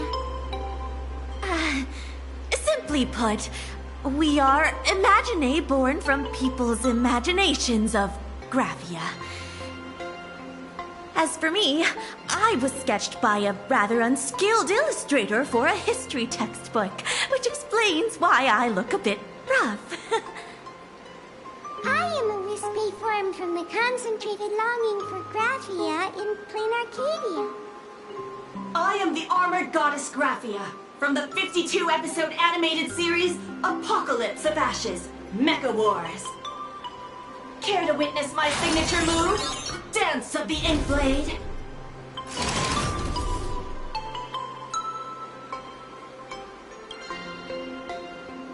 If you're looking for the real Graphia, I'd suggest you give up. I've seen countless Imaginae on the verge of exhausting their wish power, begging the mother of Imagenesis to extend their lives with her paintbrush. Not a single one has ever succeeded. In the end, only those of us making a living off the Graphia brand are left. When it comes down to it, she's nothing more than a legend. Who knows? Maybe the IPC made up some story to boost the hotel's revenue. I mean, the Sinner's age was over 1,000 years ago. Maybe the only thing left is the longing for Graphia. There's one very simple way. She created all Imaginae with her brush. Word has it she waits at the end of the world in canvas to see off those whose time has come. But every Imaginae who has seen her is, of course, dead. So dying is the only way, huh? These three aren't just fakes. They're also wackadoodles. As I suspected, finding Graphia was never going to be easy. Besides us, there are plenty of ancient Imaginae living here, ones that have long gone extinct elsewhere. Some even claim to be original works by Graphia herself. If you're serious about finding Graphia, you should try asking them. I heard Graphia is still here in this hotel.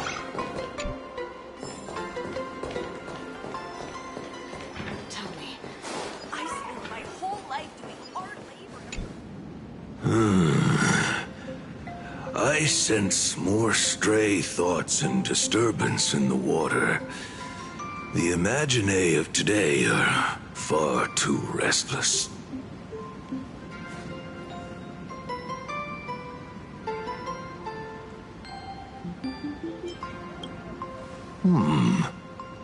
To think there are still those who recognize my kind. You are quite well informed. The humans here call me Sudscour, a filthy name, but fitting for this frail and wretched form. Are you here at the hot springs to wash away your stray thoughts? Or just to chat with the last kappa of Ahatopia? Well, as you see, my kin have either been swallowed by the muddy currents or have fled into the canvas. Long, long ago, my people lived in every river and pond in Ahatopia. We tended the crops for the artists, and in return, they painted our descendants into existence.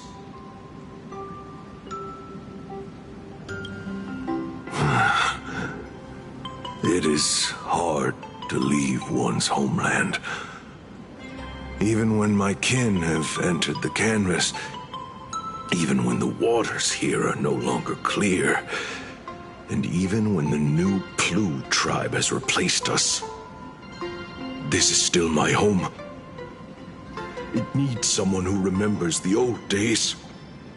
As long as I remain, the Kappa line is alive.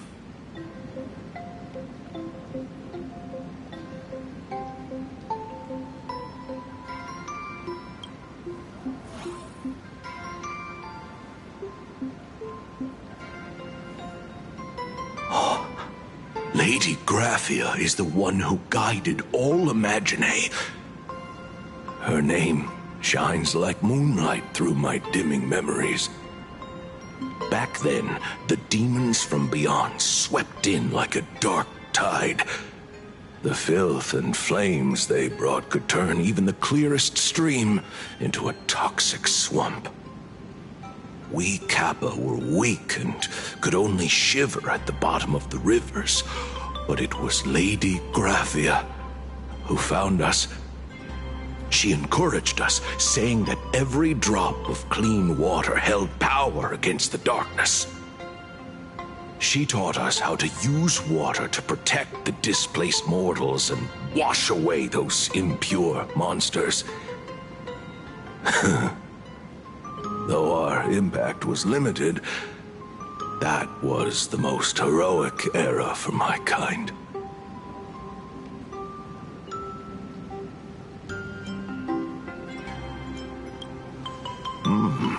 Legend says that when she was a painter, she was a woman of radiant beauty. But in my fading memories, on the battlefield, she was a warrior with flowing red hair and pigment-stained armor.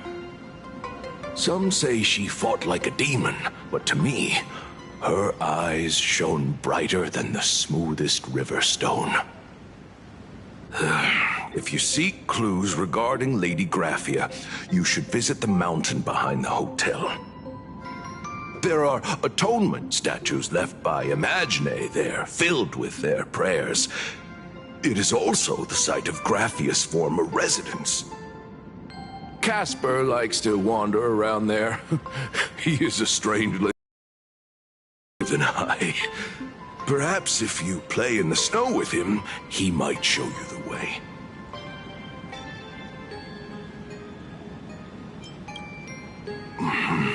That is all I can tell you.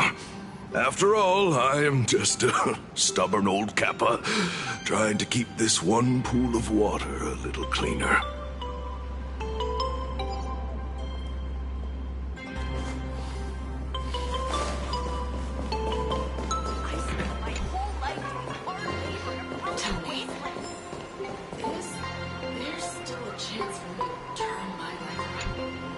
So, you're here looking for Graphia's whereabouts on behalf of that Intellitron executive. I think it's unlikely that the mother of Imagenesis will see her.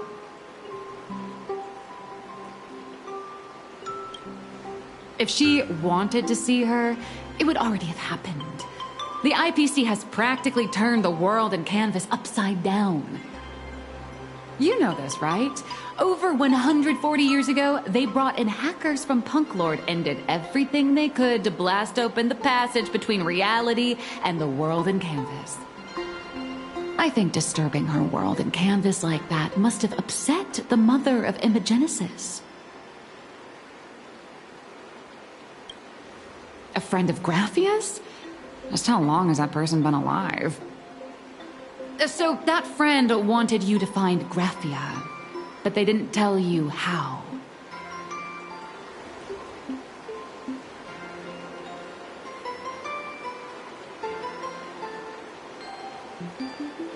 The only thing Evanescia left that could be a token is the mask she painted herself, right?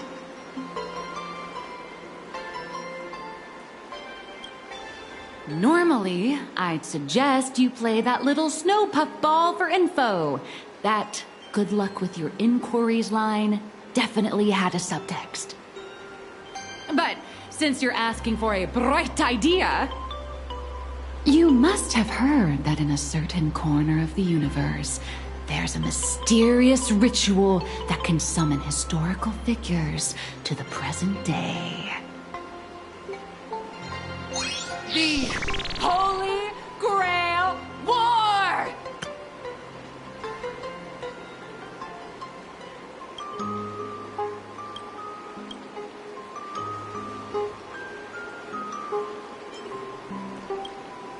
Oh, right! That was your big adventure in Penacony. Oh, how nice. I hope Plain Arcadia holds one too. Then I don't need to explain the method. First, we need a catalyst. Do you have Graphia's brush or palette? Doesn't look like it. No matter, Miss Cult has got you covered.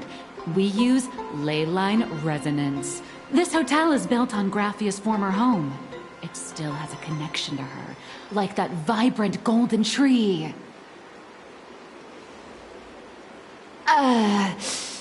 Wait, you aren't actually falling for this, are you?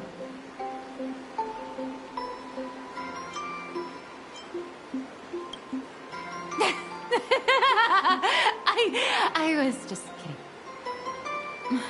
Sorry. I was just trying to lift the mood. Oh, honestly, I'm a chronic deadline misser who can barely save her own skin. How am I supposed to help you? I've heard enough. Break time is over, Miss Nihilux. Now that you understand your situation, stop wasting time. Start drawing! I just checked in, and I have to work already? I'm not some fully automated painting Mechatron. You do know that, right? A Mechatron can run for hundreds of hours straight. You cannot. That's exactly why every second counts. Now right this second, start increasing your value as a quality asset. Hey, wait! This is kidnapping! Little raccoon, help me!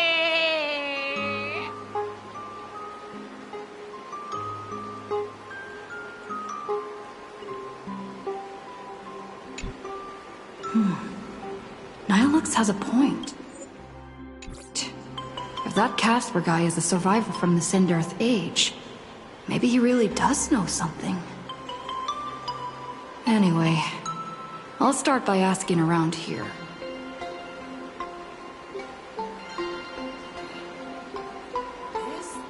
There's still a chance for me to turn my life around. I spent my whole life hardly. Please don't linger around here.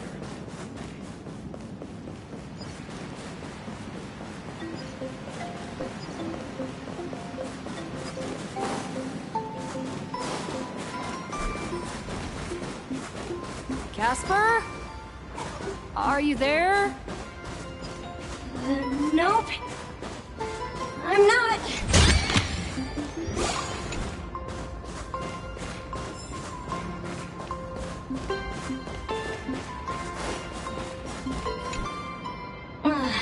You found me, current nameless. I knew you'd come to ask about Lady Graphia. But if I try too hard to remember things from such a long, long time ago, my soft, squishy head starts to throb, and then I start melting. Drip, drop, drip, drop. So much of my memory feels like it's shrouded in a blizzard, and I can't see anything clearly. I'm sorry, but I don't think I can help you.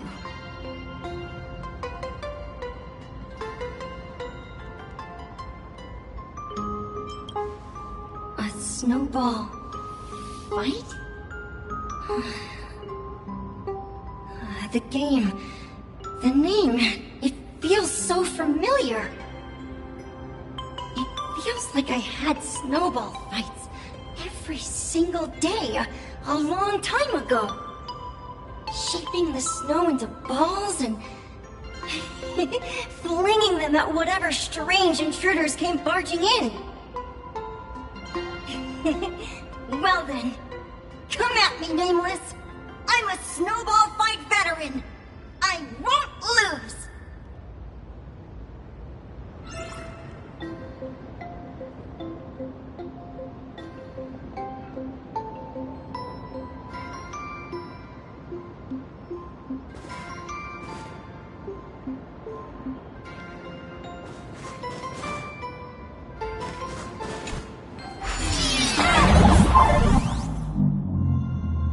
It's snowing!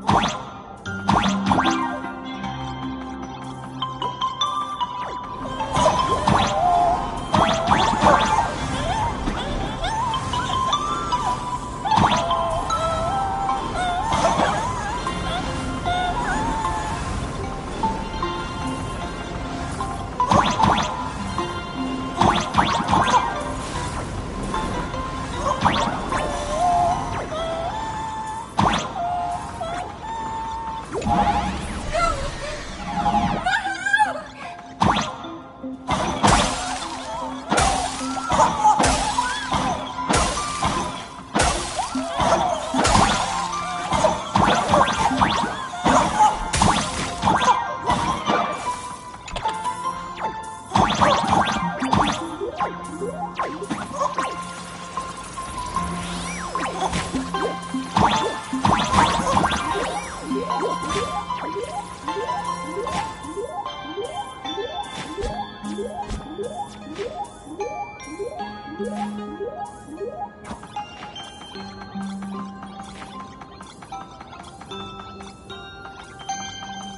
better be good at dodging, nameless!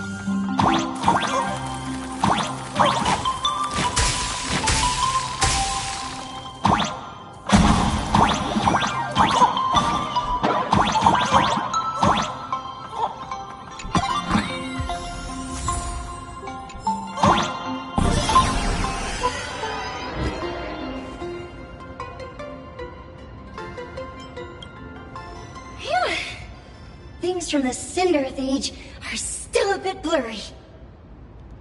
But I definitely met Lady Graphia. I had snowball fights with her.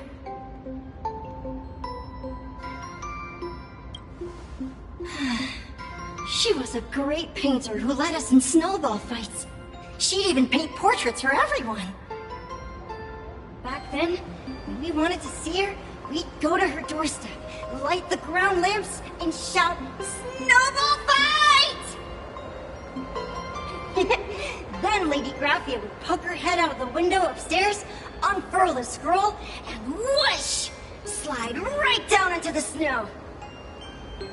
Then we'd have snowball fights against the Void Rangers together, under the giant moon. If we won, I got to swallow the Void Rangers whole. They were so crispy and tasty.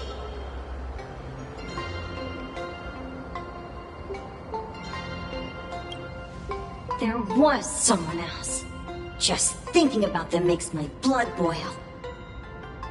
He was a snowball fight master. I remember one time, 8 of us teamed up to challenge him. But that guy knocked us all down with his snowballs like it was nothing. All from so far away. 6 of my friends were lying on the ground, feeling beat. Losing the game got everyone so down that no one uttered a word. As for me, I think I got hit right in the neck. I saw my own giant body thud onto the ground, and my chin felt ice cold. 8 people? In the Phantasmoon games? Perhaps Snowball Fight is a euphemism for the Cinderth Age Wars? So, in that round of the Phantasmoon games, Graphia must have fought a terrifyingly powerful opponent. It seems only she and Casper survived the fight.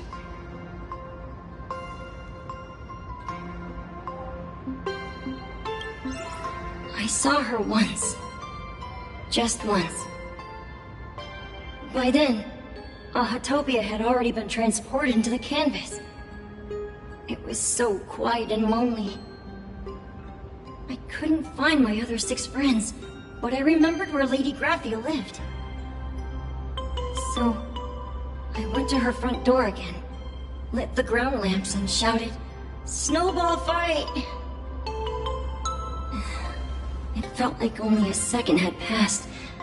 Just the blink of an eye, yet somehow it also felt like forever. At last, I saw her drift out. She held me and cried, saying, "I'm sorry, and you've done well," over and over. It was just one lost game. We could have just won it back some other time, but that was the last I saw of her.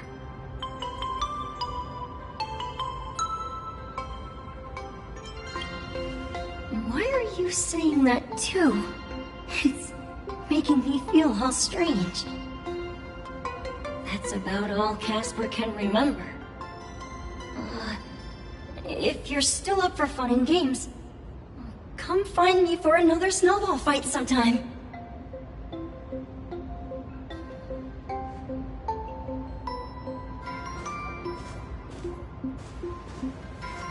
So, to summarize, Casper likes to light the ground lamps and call for her near Graffia's old home.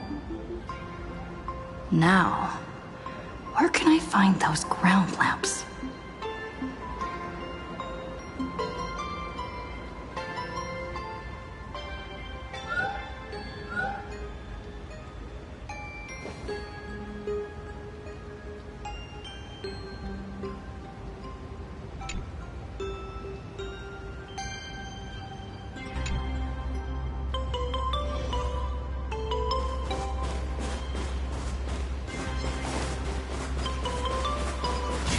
Even next to such a lively hot spring hotel, there's a secluded mountain path like this. Huh. These atonement statues all look like small animals. I should find a prominent spot for the ground lamps.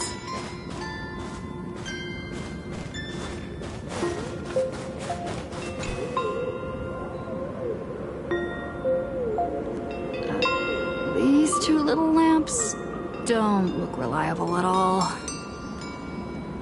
Whatever. It's not like I have any other way.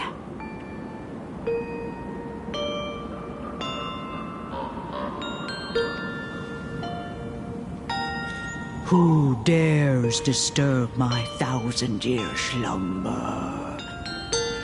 Not only will I refuse to grant you 3 wishes, I shall also lock you in my canvas to suffer in my stead!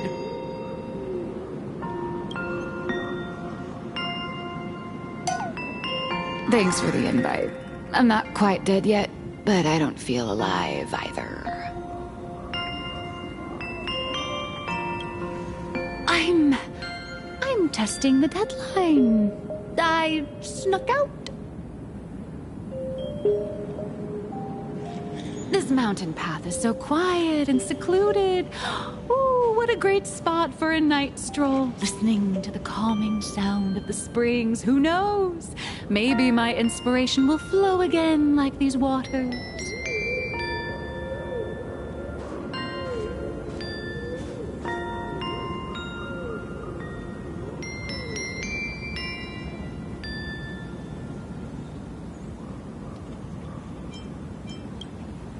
I was hoping to find some inspiration out here. With those 2 goons breathing down my neck, anyone would hit a complete creative block. Look at this old stone statue! Ooh, doesn't it look like Hemicat? I just reached the real versus fake Hemicat arc in my comic. Let me pay my respects. Maybe Graphia will bless me with enlightenment. Miss Colt, when did you sneak out? That was fast! I let my guard down for just 1 second, and corporate asset, I mean Miss Colt, escaped. Now that's scary. No way are you running away and taking our jobs with you.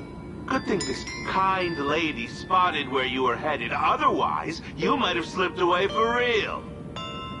Let's go. Back to the room to finish your work. Come on, not again! Little raccoon! Help!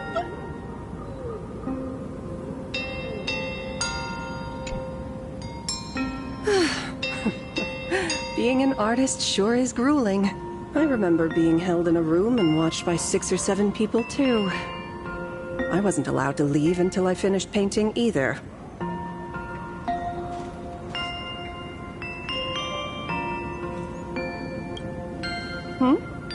You're asking me? Weren't you the one searching so desperately for me? My name is Murata Graphia, guardian of the world in canvas. It is a pleasure to meet you, Nameless of the Astral Express. You're saying you are Graphia? Huh. She really does look a lot like Himiko.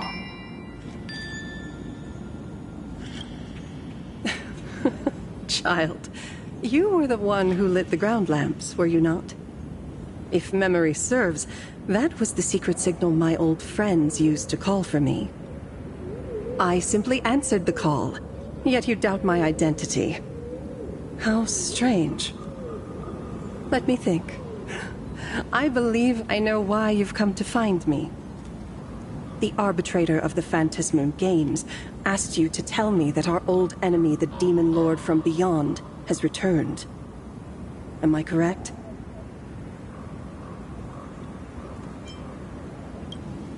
Since Ahatopia's in canvassing, Evanescia and I agreed to guard reality and the world in canvas separately, never to meet again.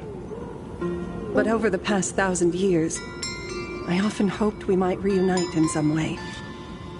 Who would have thought, when word of her finally reached me again, there'd be no warm greetings, but instead only an impending crisis. You must have many questions.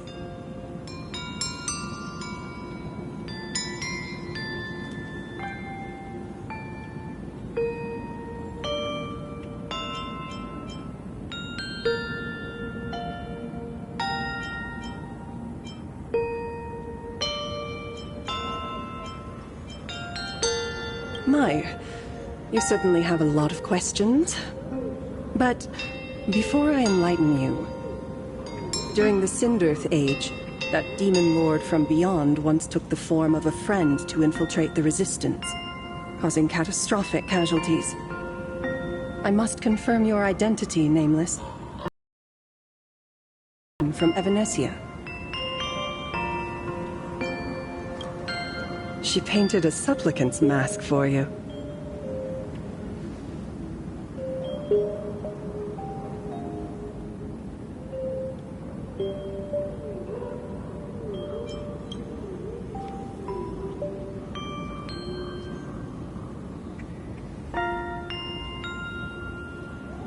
The secrets you seek are many and tangled.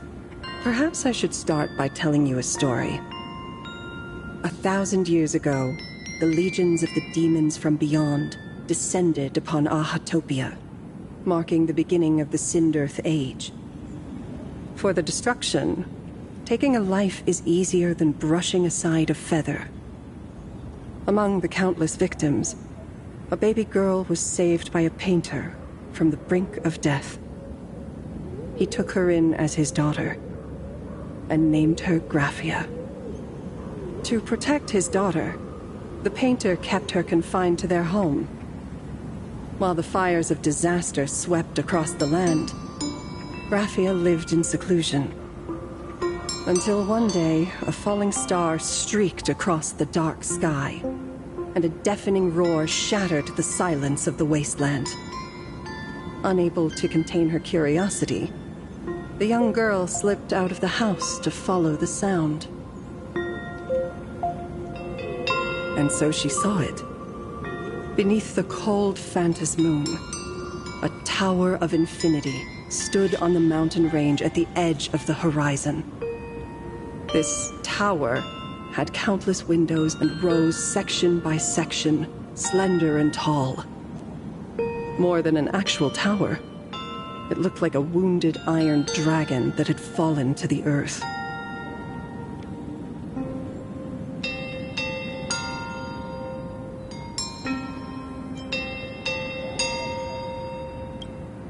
Indeed. That tower, which stood only for a moment, was the crashed Astral Express. And Graphia's family name, Murata, came from the wondrous sight she saw. At the time, the wrecked train was surrounded by countless abominable monsters. Amidst these foul enemies, a few warriors in strange attire fought tirelessly. But they fell, one by one, unable to withstand the endless tide of monsters. It was only much later that Graphia understood that those who fought and died for Ahatopia shared a common name. The Nameless, who walked the path of the Trailblaze. That was the day that Graphia stepped into the mortal world. Her life as the mother of Imogenesis began. In a long, drawn-out war, fought at a severe disadvantage. She was forced to seek the aid of the Phantasmoon Games, attempting to use the mighty power of an Aeonic ritual to lock the terrifying demon lord from beyond within a limited battlefield.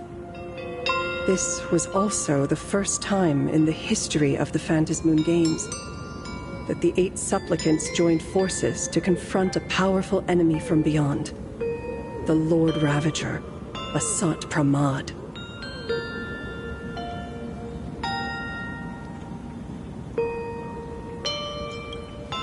She lost.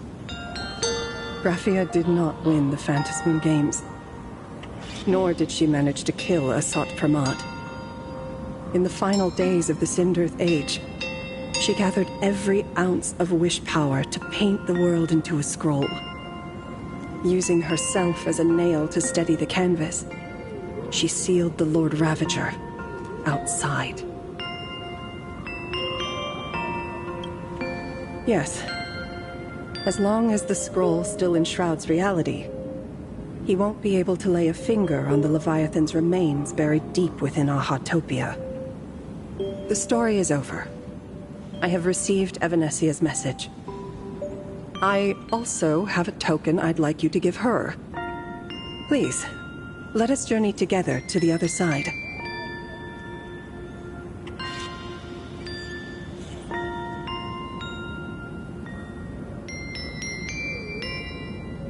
So, are we leaving right now?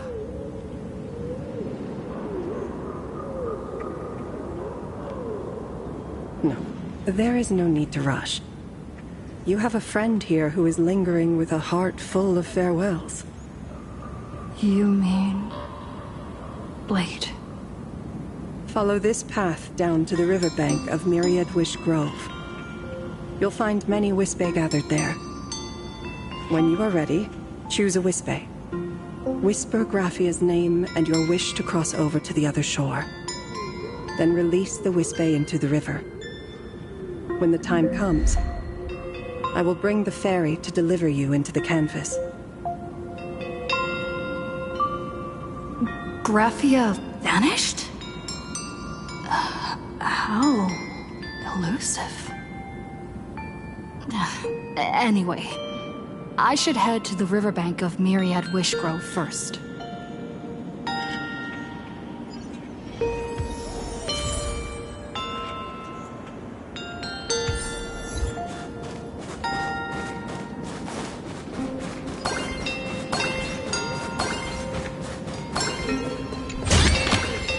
Is that all?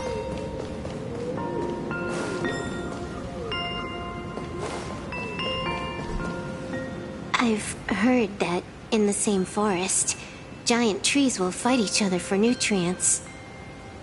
How about this? We just feed Shuhu to that tree in the courtyard. It would save us a long trip. Say something. Didn't know you were a forestry expert. I'm not joking. I'm serious. If the Elwood absorbed another emanator of abundance, it would likely bring about an even greater catastrophe. Right now, there is no other option besides the Veracity Husk.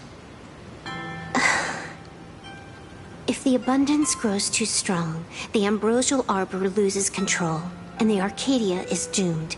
If the abundance is too weak, the husk spirals out of control, and the Arcadia is doomed just the same. It's called an Arcadia, but the whole thing is built on a razor's edge. Does that mean the essence of the elation is just dark humor? You're afraid. I'm not. I respect your choice.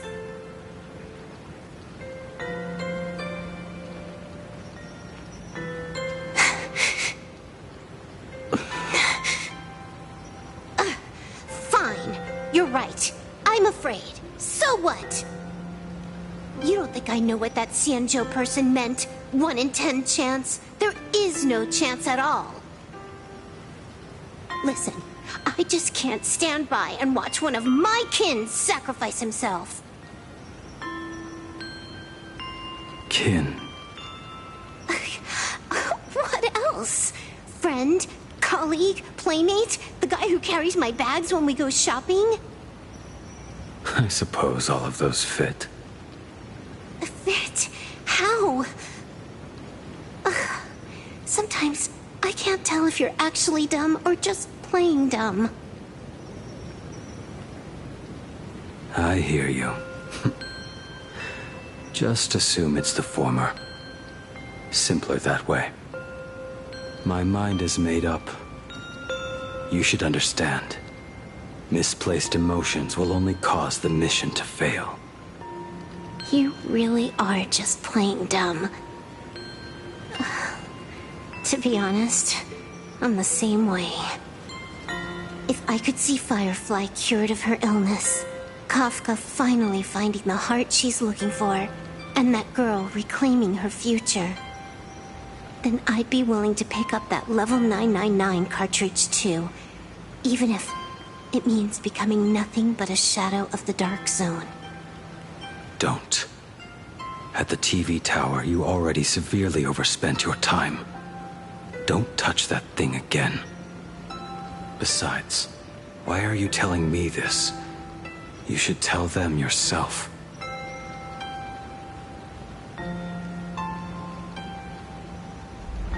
Because just like you, I'm a total, stuck-up softie. Happy now? Feel better? No. Unless you give me a sincere apology and a proper goodbye, we're not settled. Not settled. Is that right? Fair enough.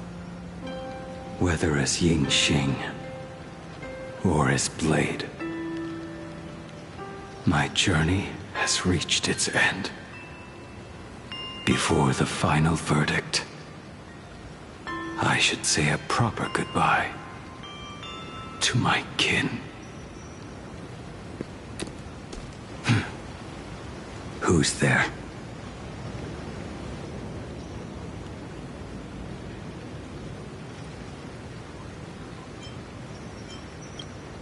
I get it. It was a deliberate accident.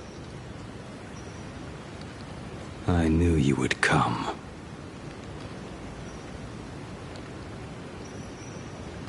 I met the legendary Graphia.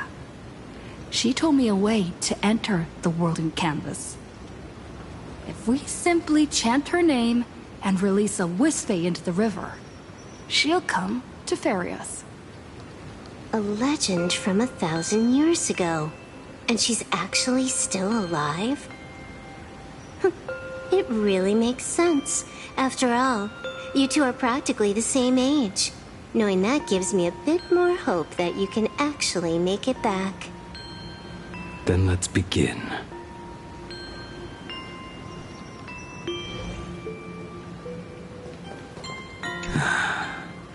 You are unusually talkative today.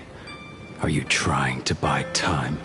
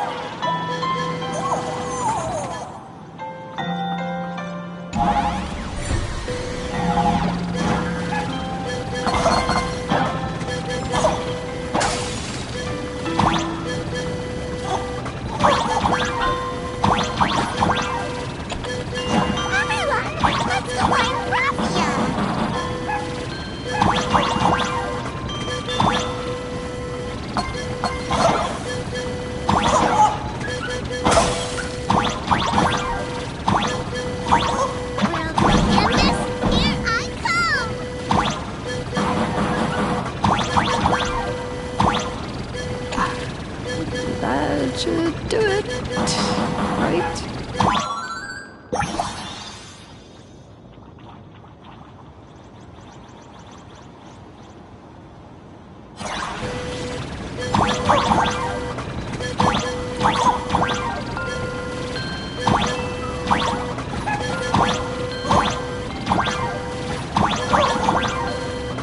Little one, I choose you.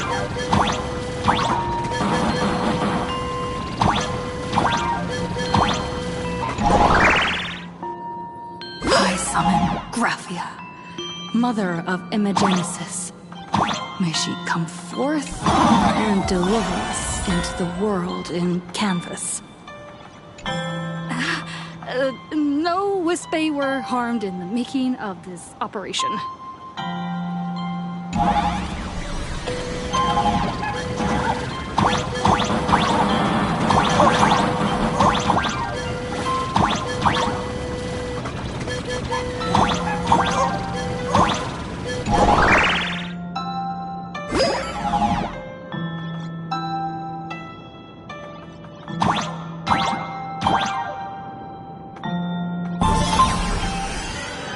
Graphia!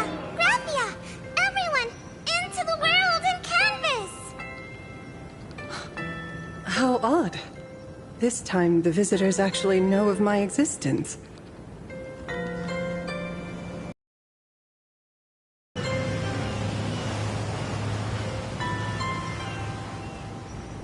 Strange.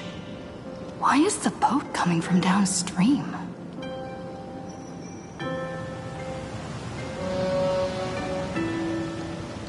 I heard your call, and have come by boat to guide you across. Greetings, travelers who seek to leave the mortal world behind. It is a pleasure to meet you. Oh?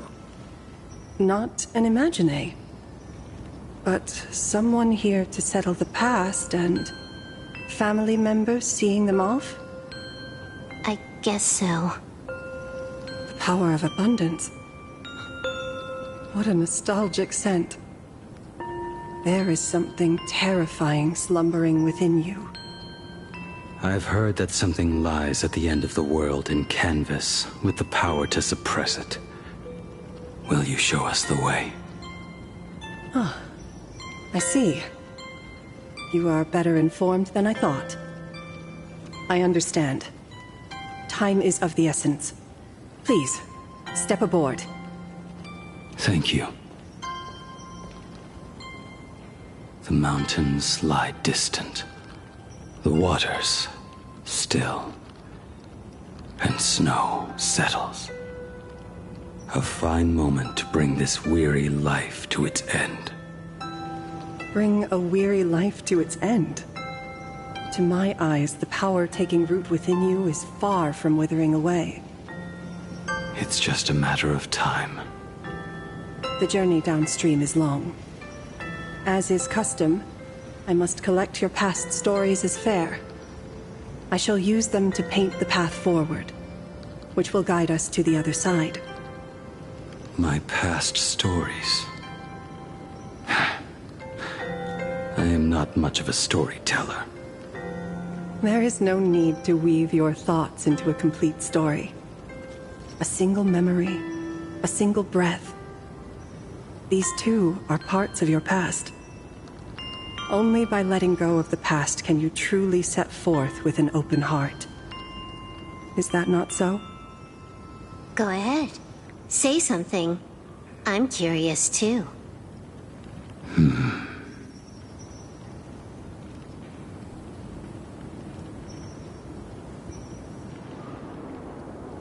Then, I shall begin with that lone island of Insumosu.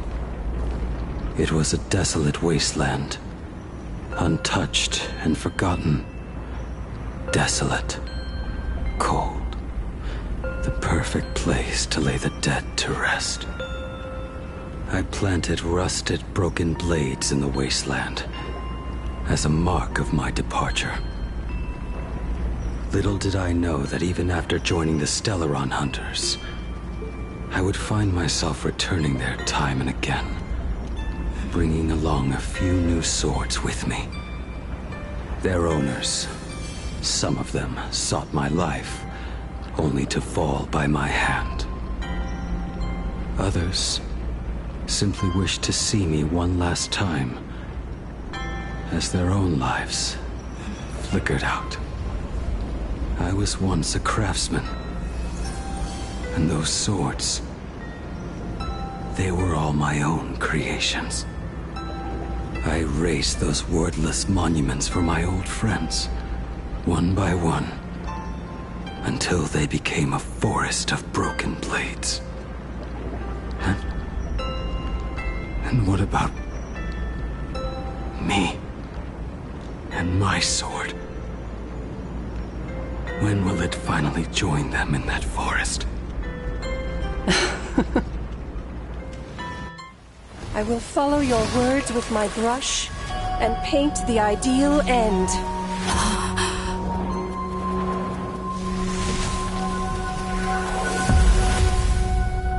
Sword barrier. We've reached the shore you've been seeking. What is this place? This is the world in canvas. A mirror to your soul, blooming as your heart dictates. May this meadow be everything you wished for. Superb artistry. And yet, I thought you would paint the desolation within me instead. Desolation? I saw no desolation in your story. Instead, I found the lingering regrets of a master craftsman. The fire that tempers black steel and shapes 100 blades does not burn upon the forge or anvil. It burns within your heart. That spark within you has yet to fade. It is why this plane has chosen to bloom into flowers. We've got no clue what you two are on about with all this cryptic talk. But you smiled just now, didn't you? No, I didn't. We should go.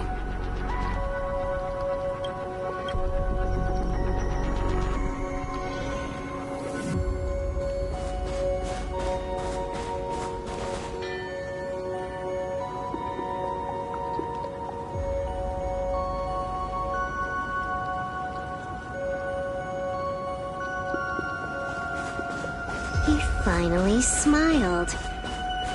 I'm actually the one who can't even smile. This sucks.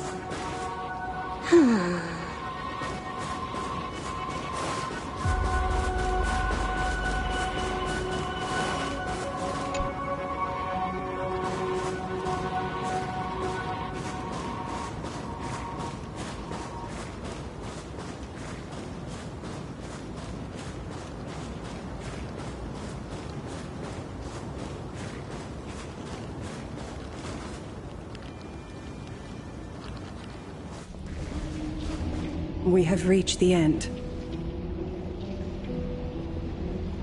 That blue maw. So, this is it. Correct. Driven by the buried secrets of Ahatopia, you have come seeking liberation. And now, I have shown you the silhouette of the beast's maw. If you should find a way to get out, I ask that you swear to keep this secret.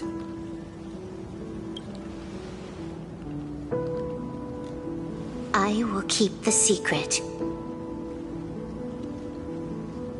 That blue maw, can it truly consume the abundance? Only a beast of insatiable hunger can end a plague of eternal growth. I have stood watch in this realm for a millennium, beholding the eternal conflict where the veracity and the abundance remain locked in strife. Oh, undying soul, the fate that awaits within those depths lies far beyond the reach of our conjecture. Perhaps you will vanish into nothingness in a mere heartbeat. Or perhaps you will endure a millennium of gnawing, constantly regenerating only to suffer once more, with liberation remaining an elusive dream. Beneath that calm of yours, I can feel an old friend lingering. Agony. This is the price I must bear for becoming one with the canvas. You're telling me if he leaps, he has to stay down there and be torn apart for ages? I'm not okay with this. Yao Guang never said anything about this when we went over the plan. I have lived for nearly a millennium. I stopped wishing for a swift end a long time ago. If the Leviathan does not consume me utterly, then I am still alive. And until that moment comes, I will pin Shuhu to the anvil and swing my hammer once, twice, and again, and again.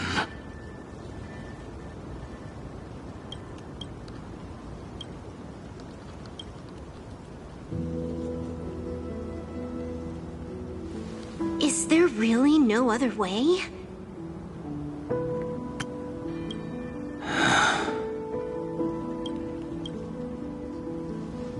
Silverwolf, I was never one for sentiment. I'll only say this. In my past life as a smith, I made it a point to forge something for those friends I found tolerable.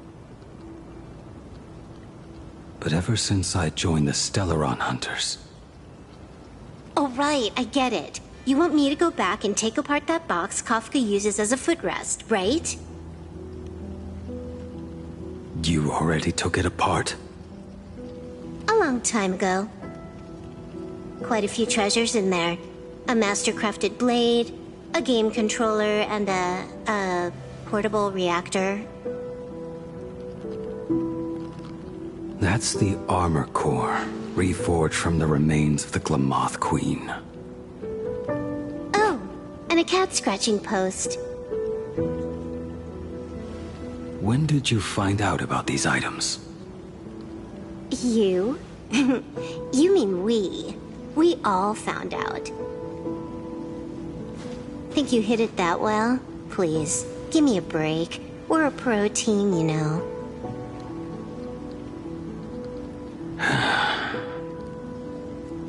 Just split it among yourselves. Consider it a keepsake.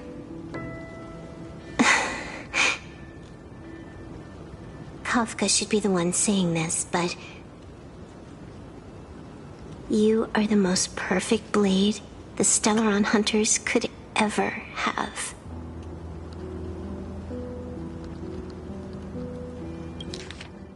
You are the most perfect blade the Stellaron Hunters could ever have.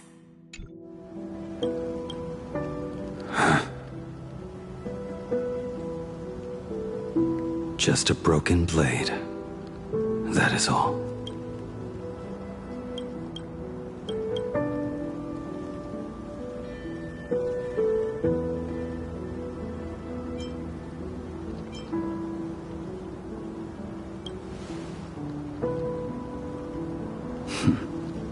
You talk too much.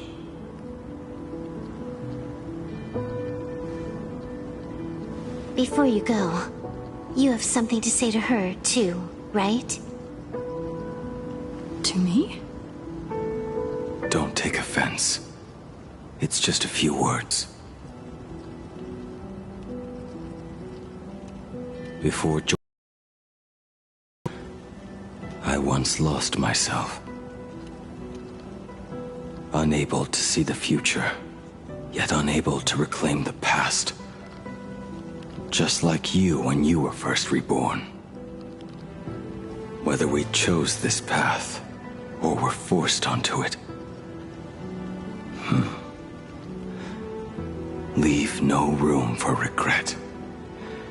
And never deny the path you've traveled.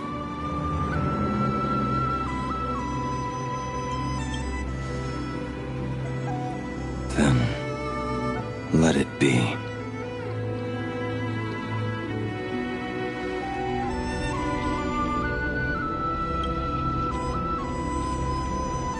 It's time.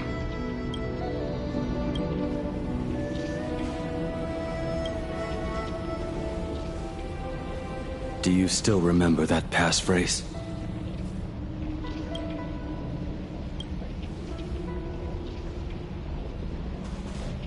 No need to step forward. Just recite it in your head. 3 of a kind. 2 pair. Ace. Go.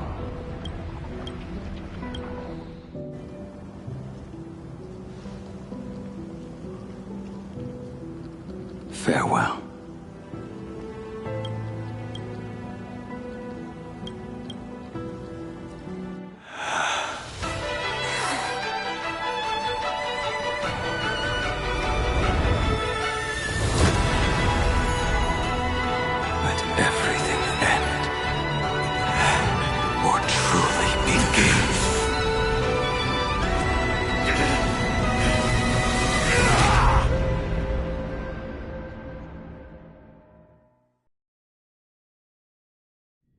In the final moments of your life, what will flicker through your mind?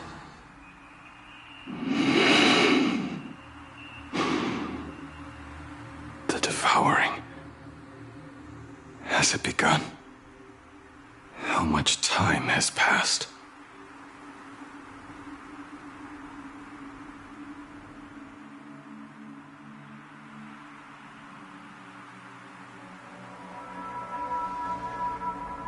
Sea of clouds. Ambrosial arbor.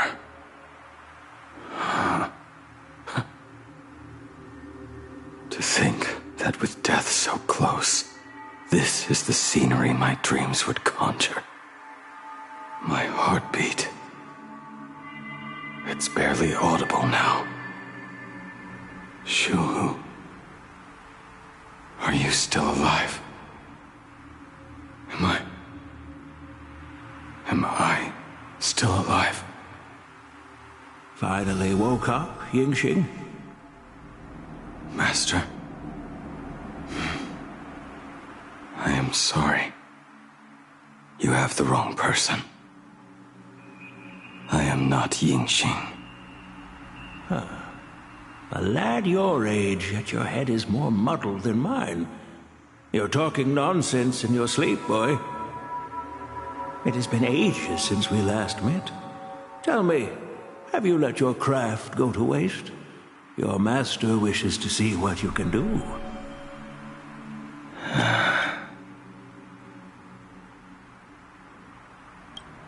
Not a sweet dream of toasts and laughter, nor a nightmare of clashing steel. Instead, it is a dream of returning to the very beginning, to confess my sins before the master who taught me everything. Typical. This is a standard issue sword I forged for the Cloud Knights, back when I first began my training.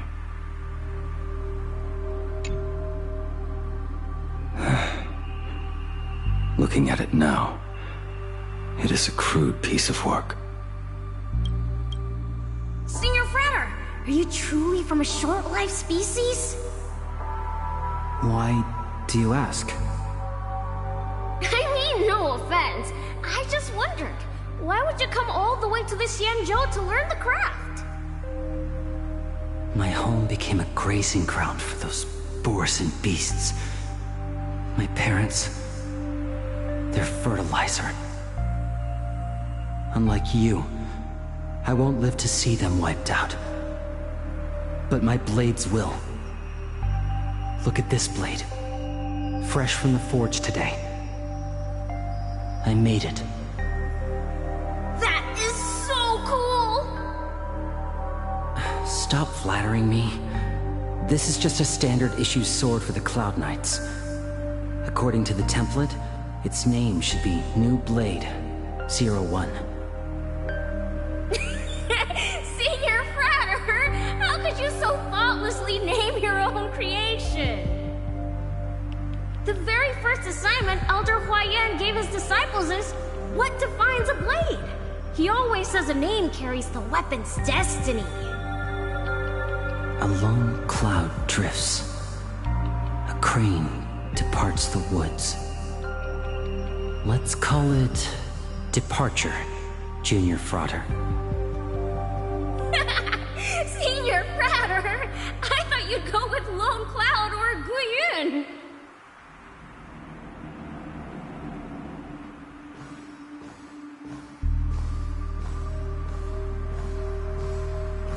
Bai Hung.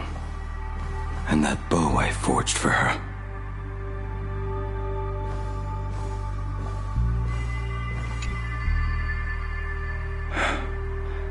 In the end, it was I who forged the greatest sin. For me? Thank you. I told you, didn't I? As long as you set your heart on what you love, nothing can stop you. Hey, did you give this bow a name? I named this bow Lure after a mythical steed from the primeval Imperium. Legend says it was one of the Emperor's finest mounts, a divine beast that could tread over any chasm and lead its master back from the brink of death. How did you get so off track? Why pick a name meant for a horse? That won't do. It does not suit me at all. I'm gonna call it Recurve Bow. That sounds terrible.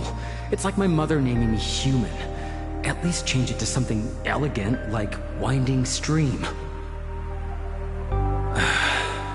Fine. Have it your way. Look at you! Skilled with both the pen and the sword. You really should not be trapped in this flame wheel forge for the rest of your life.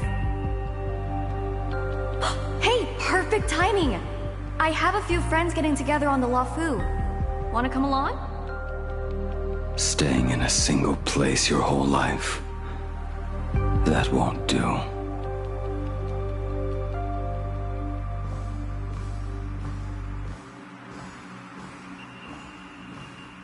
Jing Yuan's Devastator Glaive. The weapon I promised to forge for him all those years ago.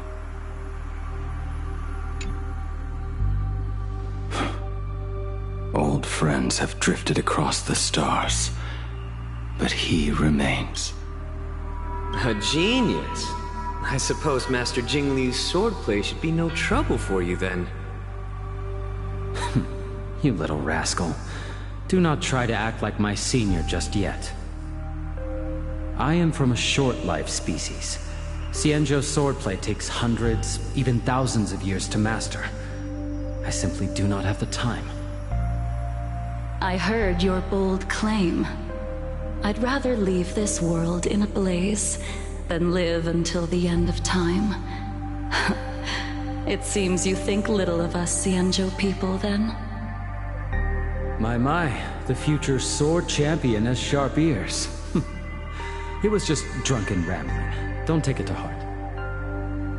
It would be a waste to throw my skills away on the battlefield.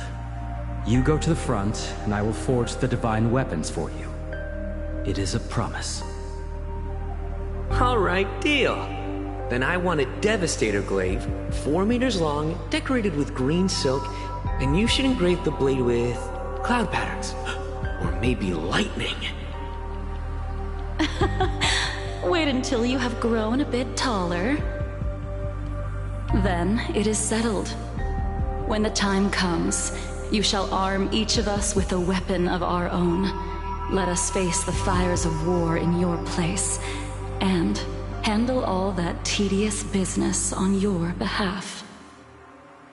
Come, friends, drink up. We 5 come from all walks of life, but here and now, we are one. Together, we shall bring glory to the Xianzhou. and peace to all who dwell beneath the stars. By the rainbow and the 10 lords, if I betray our bond, let all of existence hunt me down.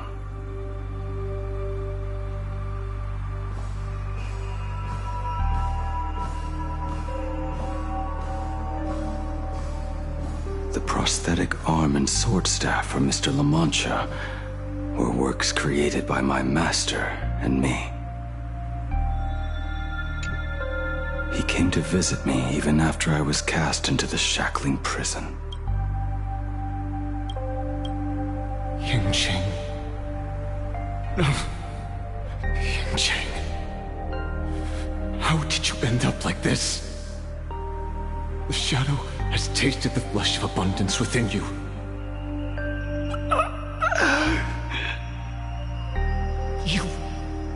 You cannot even speak anymore.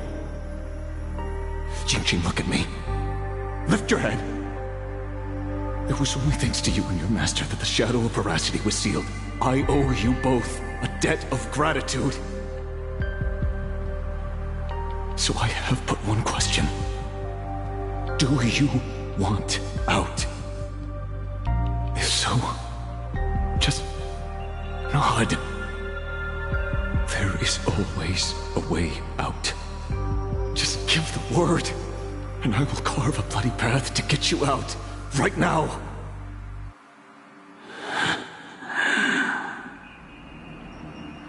There is no need. I must atone for my sins.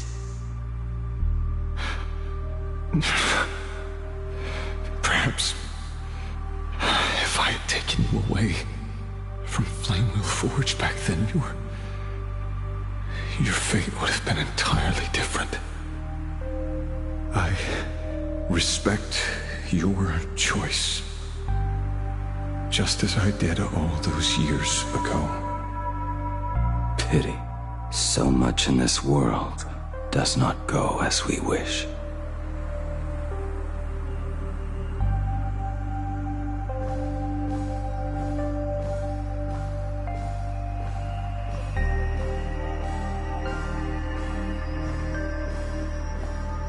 This is not my work.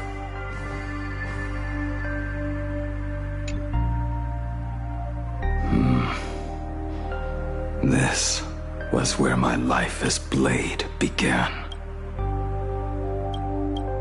So you're Blade. You sound like quite the expert on swords. Oh, good timing. What do you make of the sword she's carrying? The blade itself is fine, but the technique is wrong.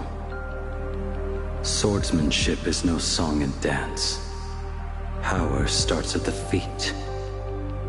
Only when the eyes and mind follow through will the strike land.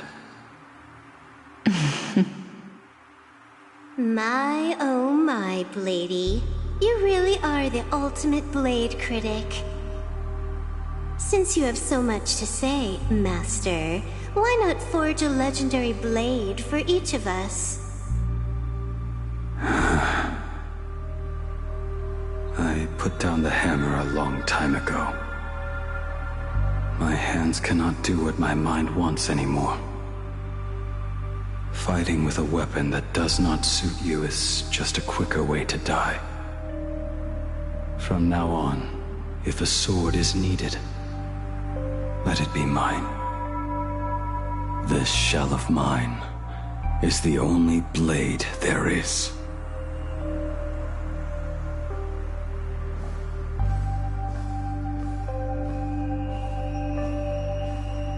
A weapon given by Yingqing to an old friend. But we are no longer who we once were to each other. Who I am does not matter. What matters is, Do you remember this weapon? I don't understand what you're talking about. All that happened.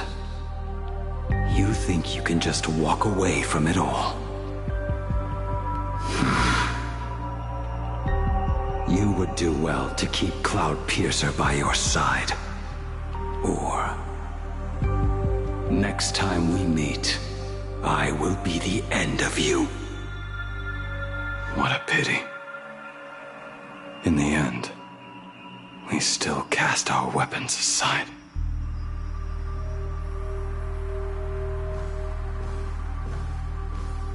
Apprentice, come here. Finally. Is the end in sight?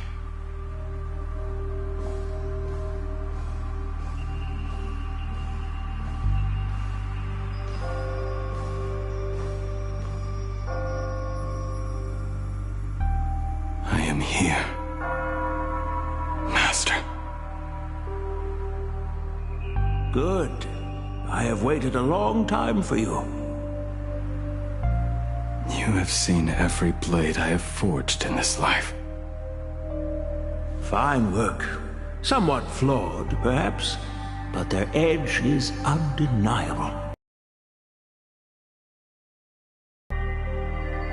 Gazing upon the weapons I forged in days past, I can only feel a surge of endless regret. The hammer falls and cannot be undone, yet I have spent my life taking one wrong step after another. I betrayed my friends and broke my oaths. Even with these divine blades, I failed to protect those I held dear. My hands are stained with blood. I loathe the reflection it casts back from my blade. But what weighs heaviest on my soul is the debt I owe you, Master. In this life, I fear I will never have the chance to repay it.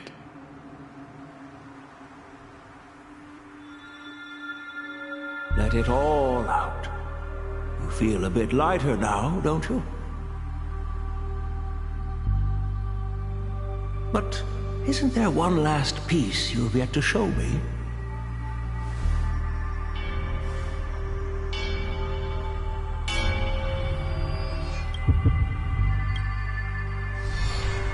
It is yet to be named, has it not?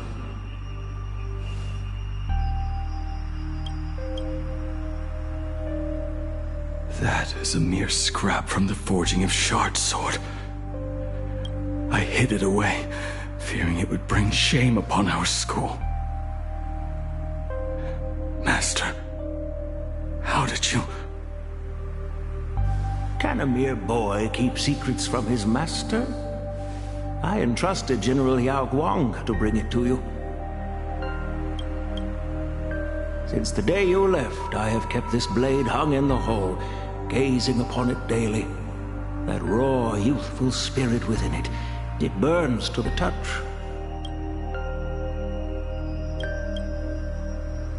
It is the same light that shone in your eyes the day you bowed to me. It is the keen edge of a craftsman. I am but rusted scrap now. My light has long since faded. This is where I belong. Buried.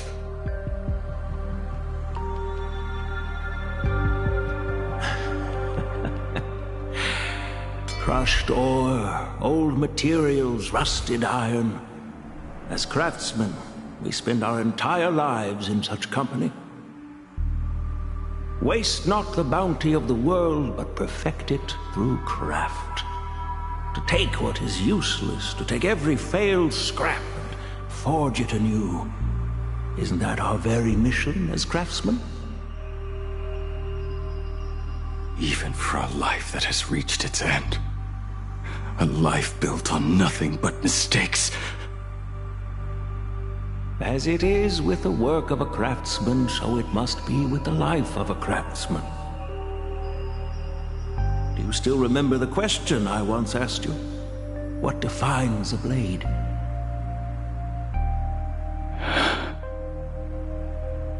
The answer already lies within you. Go now, and forge it anew.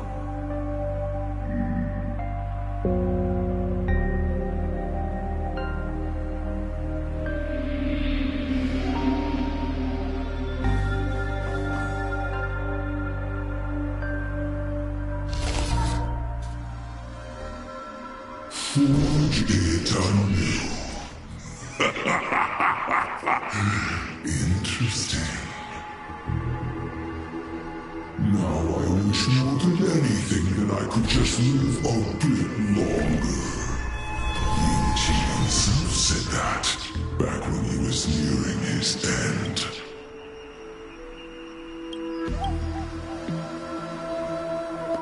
Shu-Hu.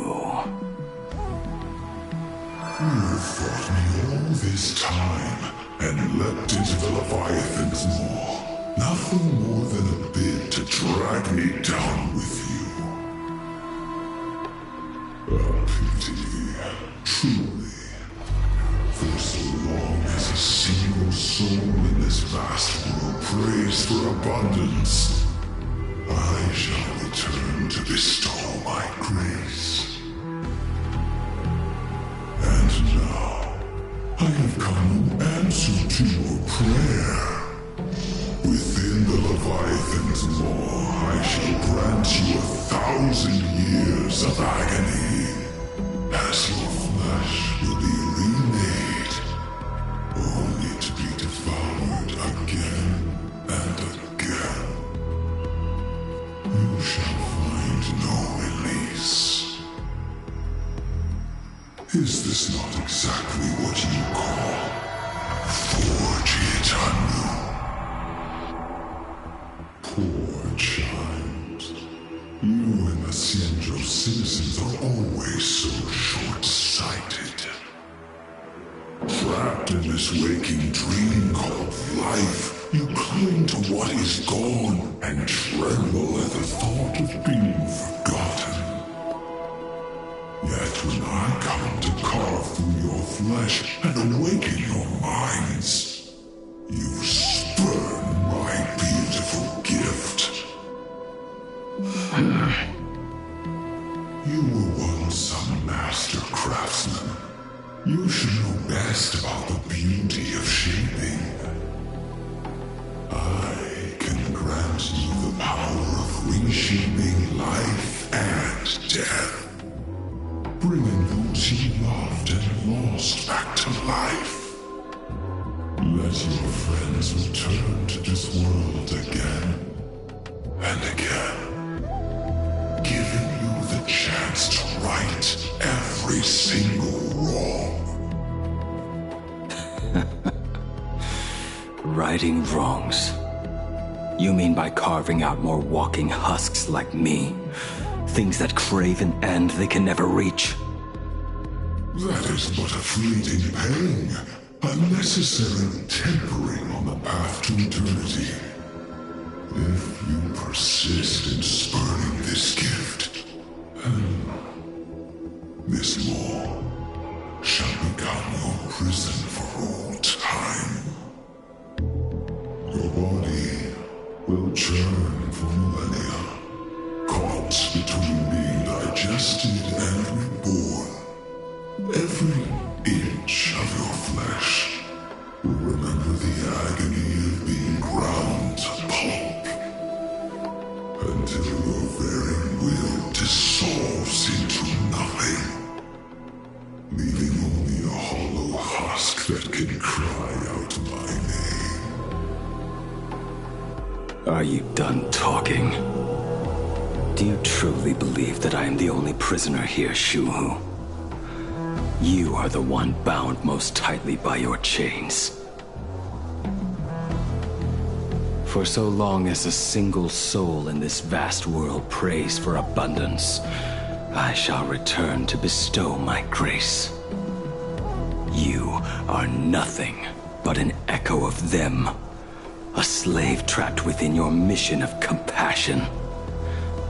You mock our obsessions. You are Yao Shu's most pathetic prisoner. Are you trying to provoke me? No. I am pronouncing your sentence. I never dove into this abyss for the sake of a mutual end. I came for forging. As long as you cling to life, you must keep reshaping this body to fight back the gnawing from the veracity. And that struggle is exactly what I want. Let the maw of this Eon husk be the furnace. Let our undying flesh be the iron. And let death, 1,000 times over, be the hammer. Right here, I shall forge and recast you again and again. Not to destroy you, but to create a cage that can hold you prisoner for all eternity. And the thorns of this cage shall forever be aimed at that savior who branded you with your mission. Yao Shu. Are you ready to turn your vengeance against your god?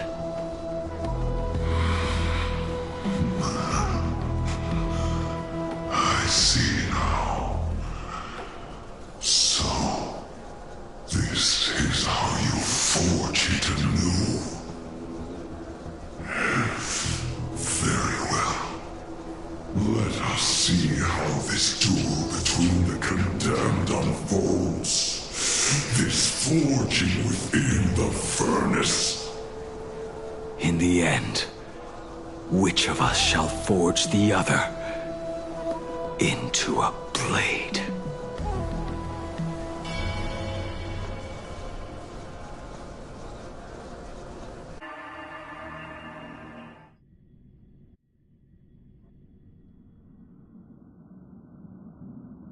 When reunited with family after a 15-year separation, 22% of organic life forms will weep and embrace, whereas 59% will exhibit indifference or outright rejection.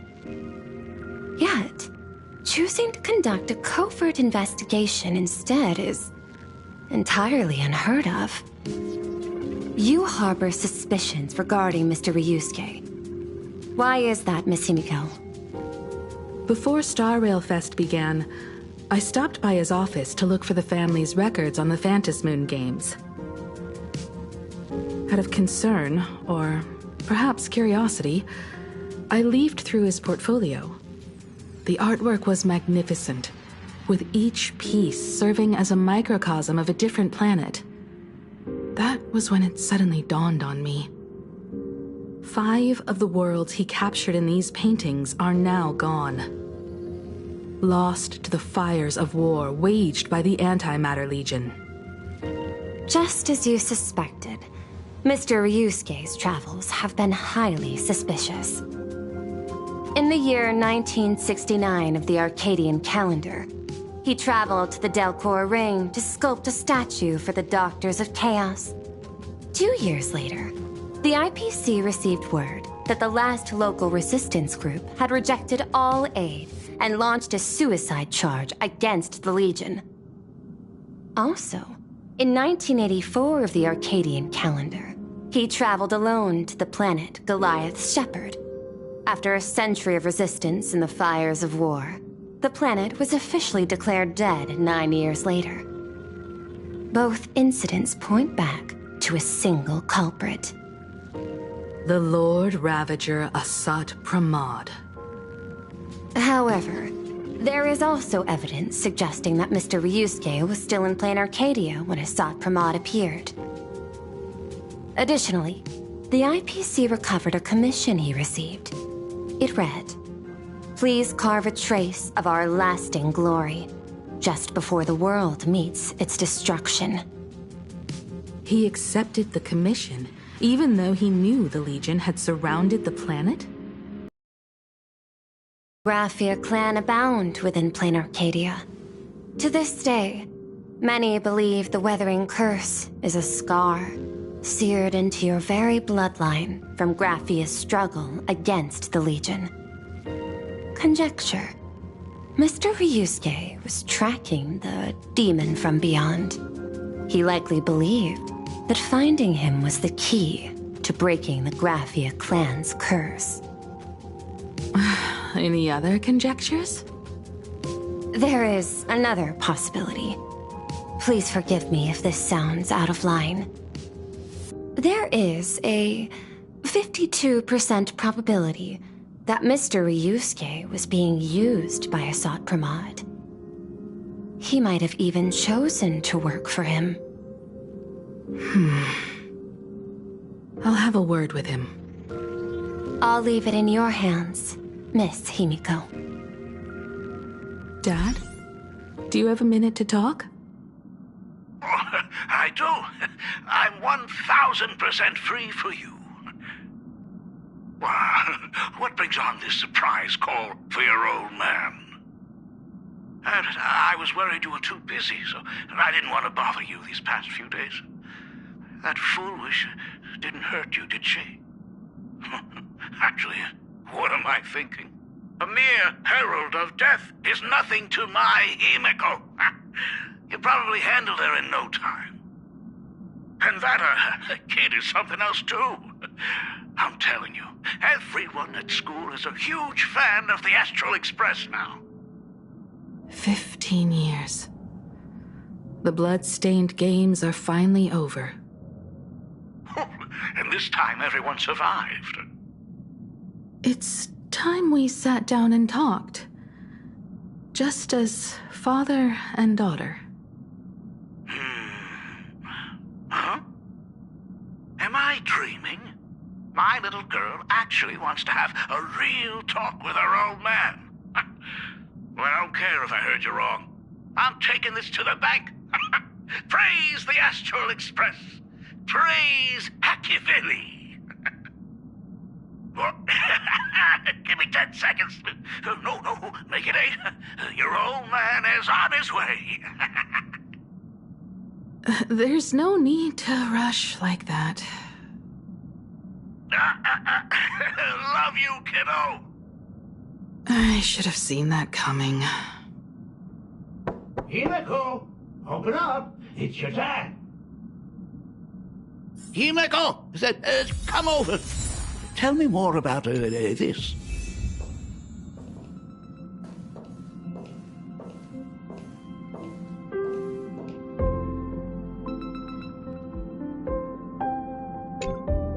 I originally planned for us to meet at the school, but since you're already here, let me show you around the Express. Oh, I would love that. I was in such a rush last time. I really want to get a good look at the place where you spent the last 15 years. Who could have imagined it? The thing that connects this nearly infinite universe is not some distant godlike Shipe, but a single express. I have met many artists who dreamed of boarding the Express just to get a closer look at the legacy of trailblazing.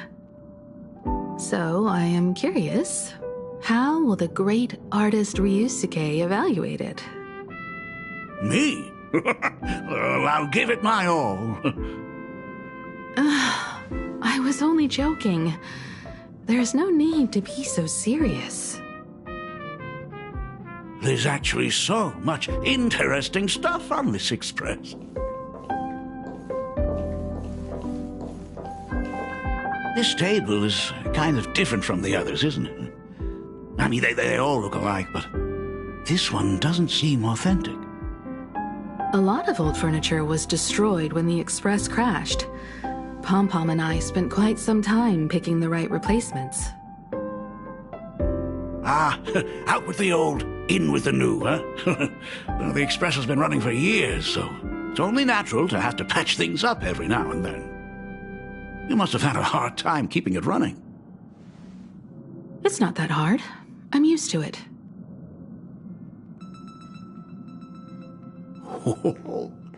Just as I thought. The Astral Express looks amazing inside.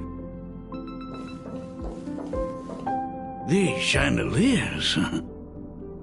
The designer used the skeleton of a void song whale as a reference. They say it's been here since Dolly's days on the Express. It catches the eye of many people who board. But the light seems a bit dim in here, doesn't it? It's always been this way. Oh, well. Have you tried swapping in a polarized conductor? Or rinsing the light units in an alkaline solution? Are you an artist or an electrician, Dad? I am just speaking from experience. Don't forget, your dad was once the one who set up all the lighting in those classrooms. Is it there? Oh, let me see.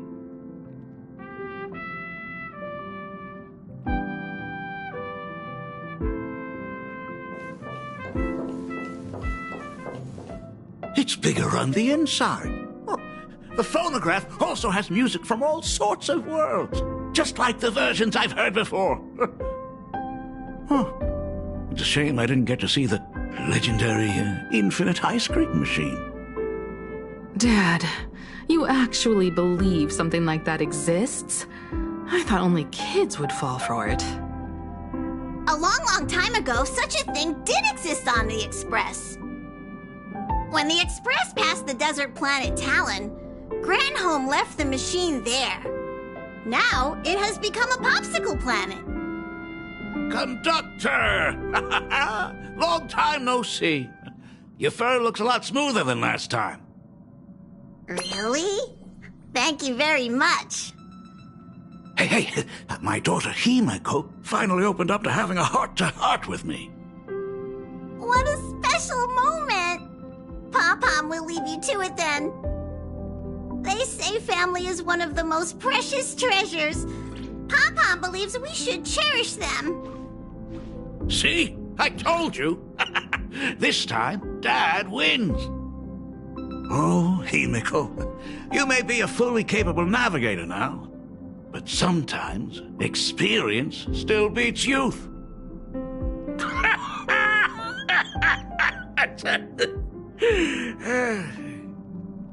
Aren't you tired of talking non-stop? Are you actually worried about me? Oh, I am so touched. Perfect.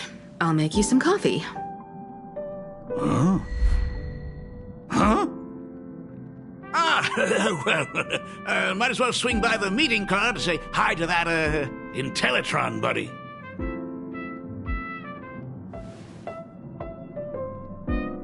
Pom-Pom finds Himeko's father very easygoing.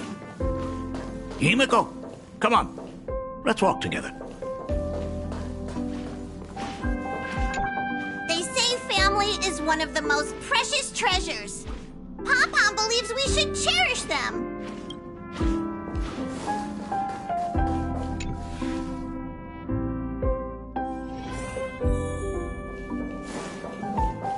Intellitron, buddy! Rumor has it that the drinks in the World's End Tavern are all brewed from jokes. Since we are in plain Arcadia, any single joke before a drink would be second to none. Since there is only a single joke, it is quite literally second to none. Mr. Ryusuke, the tension detected in your micro-expressions has increased by 33% since our last encounter. Oh, nonsense. Himeko is brewing up a cup of coffee just for me. Is there anything in the world more wonderful than that? A cup of hot coffee right before the end. This must be what they mean by life is short and bitter. Huh. Well, now I see why they call you Shush. Well, since I'm still among the living, let me tell you a joke for a change. A long time ago, there was a truly terrible nameless. They snuck aboard as a passenger, seeking a certain answer. Now one day, they ordered a drink from a service robot on the Express and told it a joke. A long time ago, there was a truly terrible nameless. They snuck aboard as a passenger, seeking a certain answer. I have retrieved the same joke from the archived logs. It is indexed under the title, an unfunny joke. But did you know, the first time the robot heard that joke, it laughed with pure joy. Don't go filling Shush with nonsense. Its database is already enough of a mess. Dad, here's your coffee. This cup is huge. Himeko, tell me, are you still holding a grudge against me? What are you talking about? Now drink up while it's still hot. Analyzing components. Results show coffee concentrate, Heldoran butterfly scales, a species of fish from a gas giant, trace amounts of iron particles, and various other unknown substances. Mr. Shush, you must be exhausted after telling all those cool jokes. How about a nice hot cup of coffee to warm you up, huh? My inspiration circuit is vibrating. My radar indicates that the conductor requires my immediate assistance. Good luck, Mr. Ryusuke.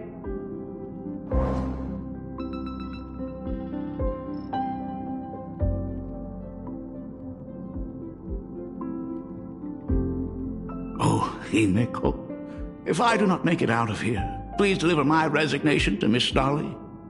Tell her I will not be coming in tomorrow, which is really no different from any other day.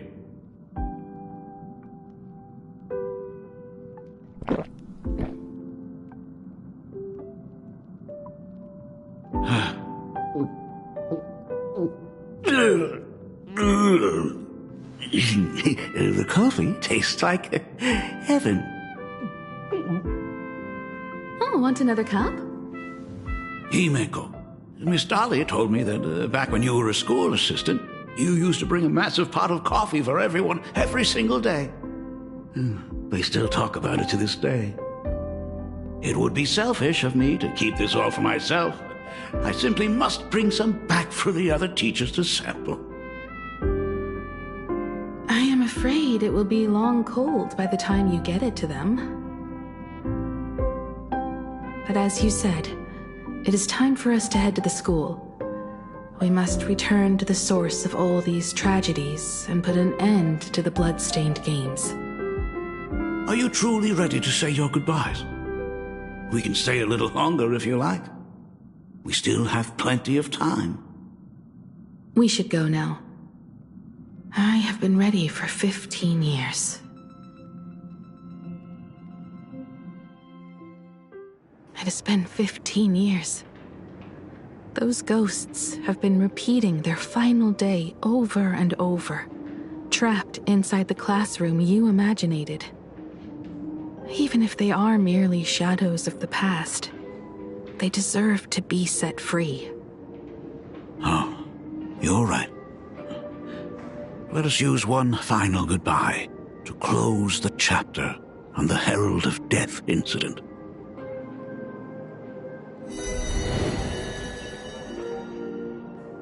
Senior, you are back! We are all waiting for you. Sorry I'm late, everyone. It's okay.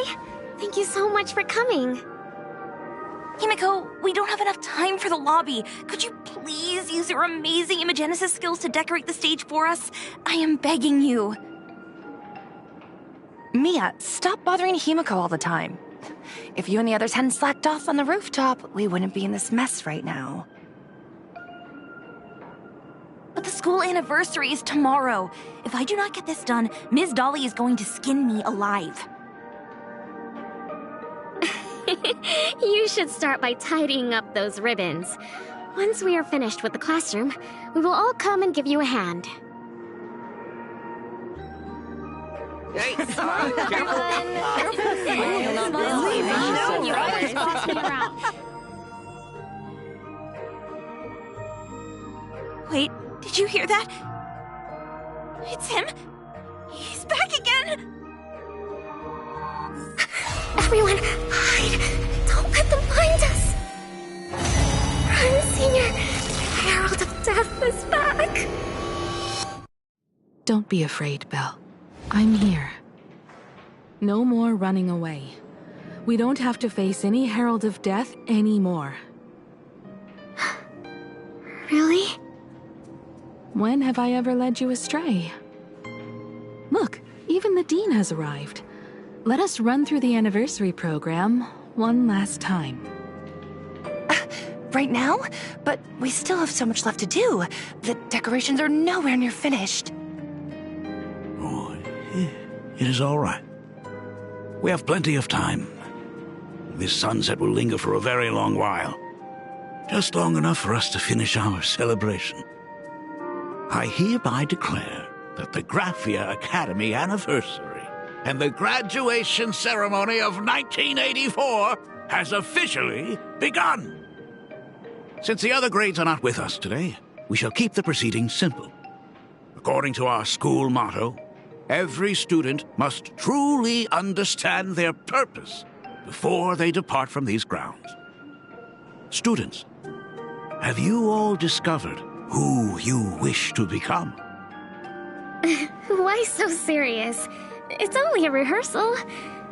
Well, in that case, I'm going to be an artist. And not just any artist. I will be even better than you, Senior.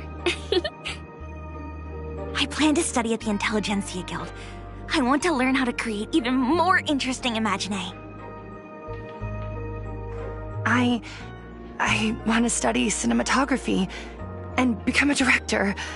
I want to capture every single moment of happiness in the Arcadia. I hope that in 10 or even 20 years, you will all still hold these dreams close to your hearts. And now, please welcome our distinguished graduate representative, Himeko, to the stage to offer her final blessing to the graduating class. Our senior is doing this? That doesn't happen a lot. Himeko? Are you nervous? Relax. Give us a smile. I do not know what to say on an occasion like this. All I know is that this is a comfort the living leave for themselves. But take that step forward. Go and embrace tomorrow. Become someone that the person you are today would be proud of. Congratulations to the class of 1984. Senior, don't miss us too much. Himeko, see you around. Himeko, what's with the sad face? It's not like we'll never see each other again. Farewell. Belle, Full Wish, Mia. Safe travels, everyone.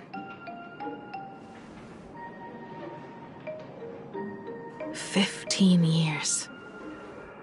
The blood-stained games that altered the course of so many lives have finally come to an end. If only I had not lost myself in my own grief. If only I had looked after that child properly. Perhaps everything would have been different. It was not only the Herald of Death that pushed her towards that abyss.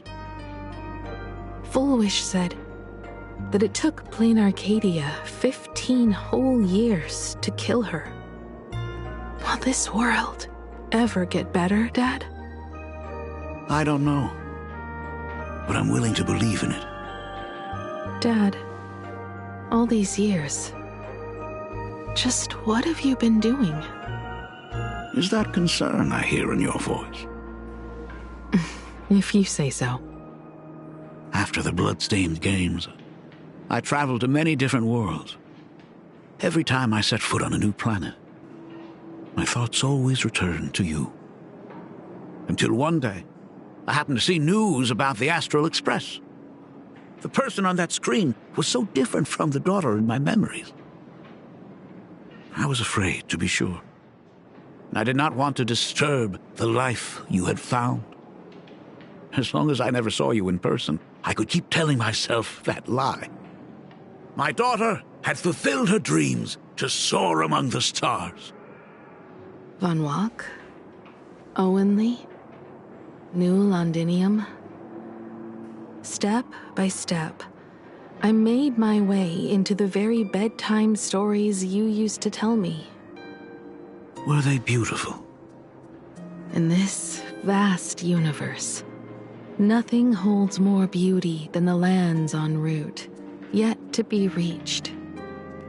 You may have been a poor excuse for a father, but even so, thank you for setting me on this trailblazing path. Same here.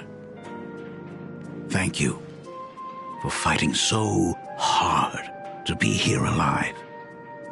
It's still early, huh? Let's have a walk around the campus. I have something very important to tell you. But it can wait. Something very important? No. Give me just a moment to gather my thoughts.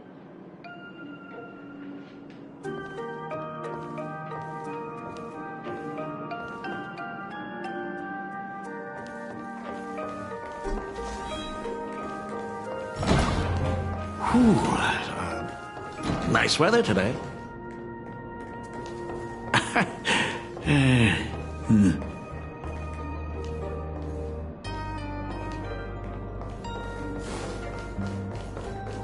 Let's go downstairs. Oh my god, it's her!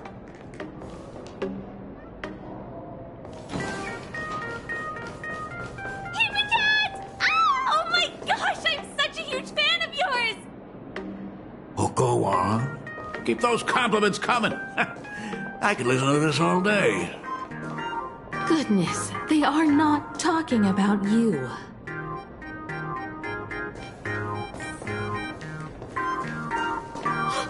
Senior Himiko! Oh wow, she actually looked at me! Her navigator aura is incredible!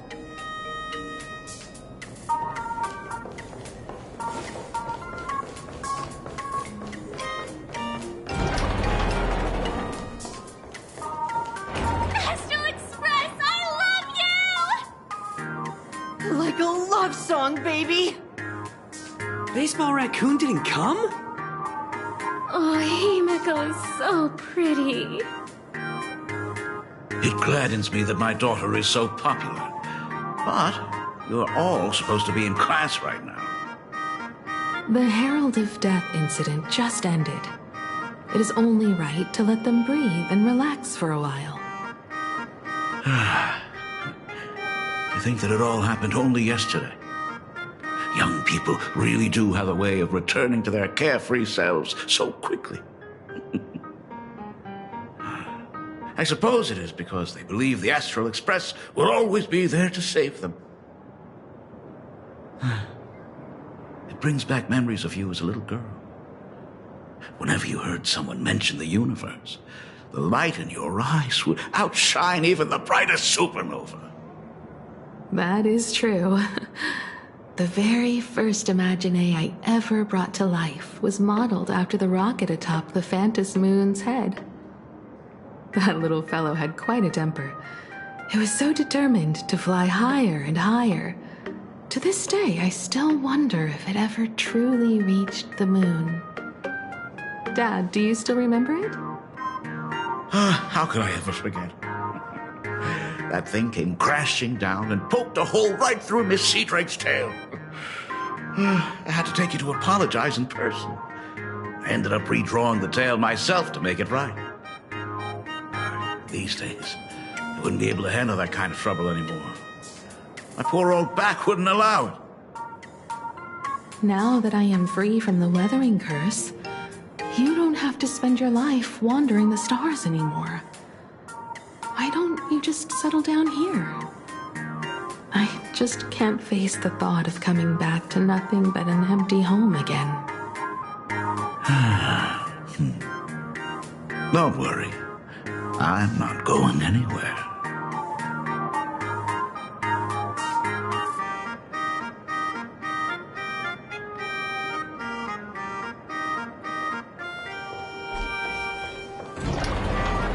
The Imagenesis classroom is ahead.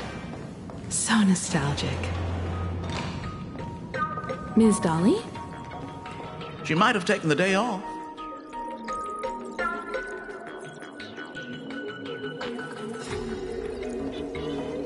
I never noticed it before, but on closer inspection, this classroom is so much bigger than it used to be. It must be because of that incident. As the culprit behind it all, you haven't forgotten, have you? Of course. Well, since I couldn't get you onto the real Astral Express back then, I figured drawing you a substitute instead would be easy enough. The principal himself imaginated an express and went tearing across the campus with his daughter in tow. It even made the front page of the Dual-Mention City News back then. Looking back, you were always such a bright and spirited girl.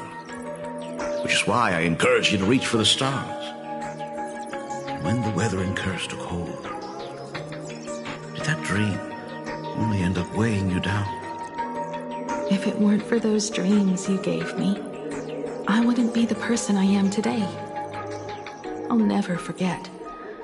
Whenever the weathering curse flared up, he would always sit by my bedside and hold my hand, telling me the stories of Sir Camor. That was always your favorite. Whenever your fever refused to break, you would cling to my sleeve and just wouldn't let go. So, I would start from the moment Sir Camor invented the diving device and go all the way to the second voyage of the Interstellar Explorers. Like clockwork, right about then, you would close your eyes and drift off to sleep. Yeah. That was the first story you ever told me.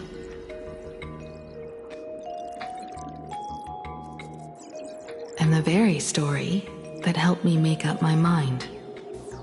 Even if I could never leave this place, if fixing the Express meant sending just one soul to the stars, that would be enough for me. Yet before I knew it, I'd already traveled far beyond anything I ever imagined as a child. I think I understand how you felt back then. Perhaps one day, I'll set down my duties as the navigator and come back to this place too. What about the Astral Express? A crew of the most incredible nameless will keep the Express sailing on. Like a teacher watching their student, or a father his daughter. I understand that feeling. Then your dad will always be here at home waiting for you. So, what is this important thing you need to tell me about? Yeah. That important thing. Dad, are you hiding something from me? I knew I couldn't hide it for long, Himiko. I am sick. What? This isn't the right place for this discussion. Let's go to my office.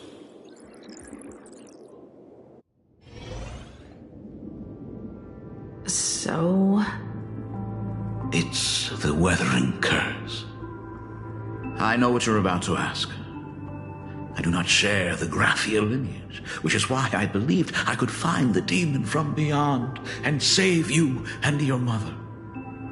But in the end, Ryusuke was just a useless man who couldn't save his wife or daughter, or even himself. Tell me, what happened in the past 15 years? You've seen my portfolio, haven't you? Those worlds are just like plain Arcadia. Every single one of them has fallen victim to the demon from beyond. In those places, luck is a very real thing. And the demon from beyond can manipulate misfortune. What does that even mean? In ways beyond comprehension, you feel misfortune crashing down like a tidal wave. Solar storms, diamond rain, system failures, one disaster after another. But if you make it out alive, bizarre strokes of luck come swarming back to me. And so the cycle repeats, washing over the world, tearing it apart. It sounds more insane than the Phantasmoon games. The universe is sheer madness, beyond all reason. I survived over and over, yet my body has become as fragmented as Graphia once was. Is this his way of torturing the rebels? I don't know. But by the time I realized it, there was no escape. Why didn't you tell me earlier? I could have reached out to the IPC's doctors. It's no use. I've been chasing after him my whole life. I know him better than you do. Himiko, remember when you first learned to paint? I told you then why we must paint the beauty that we see. Because the ugly, the despicable, and the cowardly, they endure forever through evasion, like beasts driven by survival. Beauty remains ever fleeting, just as heroes find their end in sacrifice, and stars dissolve after they shine. Humans have surpassed their animal nature. We face our pain and our end to win a dignity that the vast universe cannot ignore. So we must capture what is noble and bright to show that such things truly lived. As for the barbaric and the low, they will endure regardless, needing no witness to their existence. But Himiko, you are no longer the one who paints. You have become the very splendor that I strive to capture. Fate works in mysterious ways. I'm so glad to see you once more in my final moments, watching you fulfill your childhood dream. You are standing before me as the navigator of the Astral Express. I should have come back earlier. I'm so sorry. No. I am the one who came back too late. I've thought about it 1,000 times. On that final night of the Bloodstained Games, if only someone had been there to sit by your side. After everything, does this tardy father still even deserve to hear what his daughter wants to say? If you're willing. Thank you, Akiveli. Thank you, Himiko. All of this happened after you went away. You were jumping from one job to the next, and for 4 long years, I had heard nothing from you. During those 4 years, I found the stranded Express deep in the canvas world and kept trying to repair it. Watching the Phantasmoon grow fuller, I remembered the mask that had been handed down through our family for generations. If I could claim victory in the Phantasmoon games, then perhaps by harnessing the divine authority of elation, it might just be possible to set the Express in motion once more. But the Herald of Death was a complete madman, and he smashed every dream to pieces.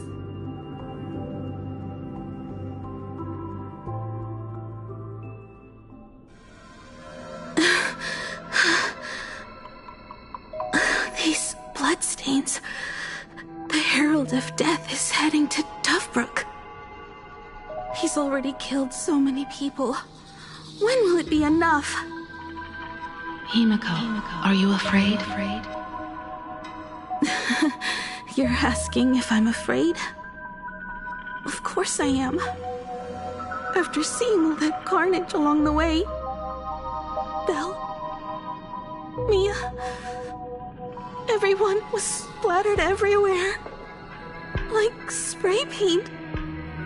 Twisted and crushed. They watched themselves turn into... while they were still alive. But Himiko, I'm here for you. I'm okay. I'm fine. If I don't stop him right here and win the Phantasmoon Games, there will be no tomorrow for anyone, let alone a new journey for the Astral Express. And someone needs to avenge those students at the Academy. That is not your responsibility. If you are afraid, let me handle it. I know hunting down the Herald of Death isn't my responsibility. If I turn around and walk away, no one will blame me. But I am already here. I can't let him get away. Yeah, I'm not really scared anymore, really. Warning, warning. Rogue supplicant has entered Dovebrook District. The suppression squad sent by the Department of Aberration Defense. They're all gone. Completely wiped out. I struggled through the pain as the Herald of Death dragged and smeared them across the ground. But these stains... Is he really so far gone that he's using himself as paint? Even so, he still managed to break through the blockade ahead. That's terrifying. To take down a monster like him, you need a single perfect strike. Overwhelm him before he can even react. I think I've got it. But first, I need to buy some time. Let me handle that for you. All right, but buying time is easier said than done. It's too narrow here. We need more room. The best bet is to pin the Herald down on that bridge. I'll take all the wish power I've gathered since the Phantasmoon became full, and use it as fuel to paint it into existence.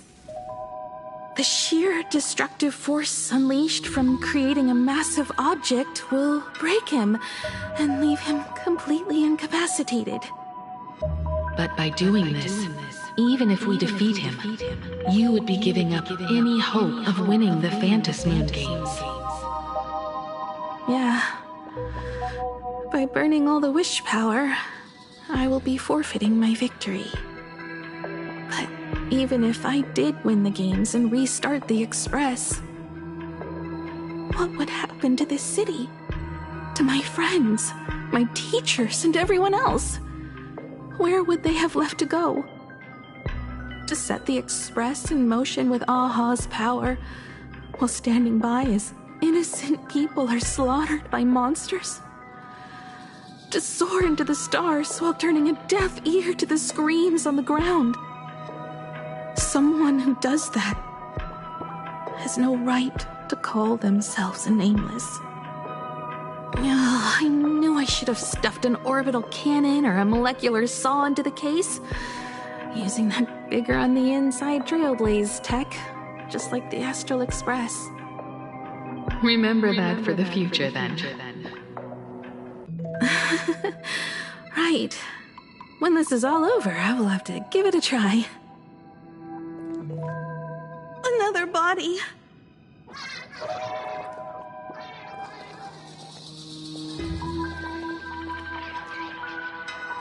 Warning, warning. Rogue supplicant has entered Dovebrook District. Aberration. Black Birch. Aberration name. Guess he was after the Herald as well. The Department of Aberration Defense. Black Birch, the masked fool? Evacuating civilians The from one the who turned Gotham City upside down not long ago? Warning. Rogue Only 2 supplicants are left in the games now. Threat level, calamity. In other words, we are the last hope for victory over him.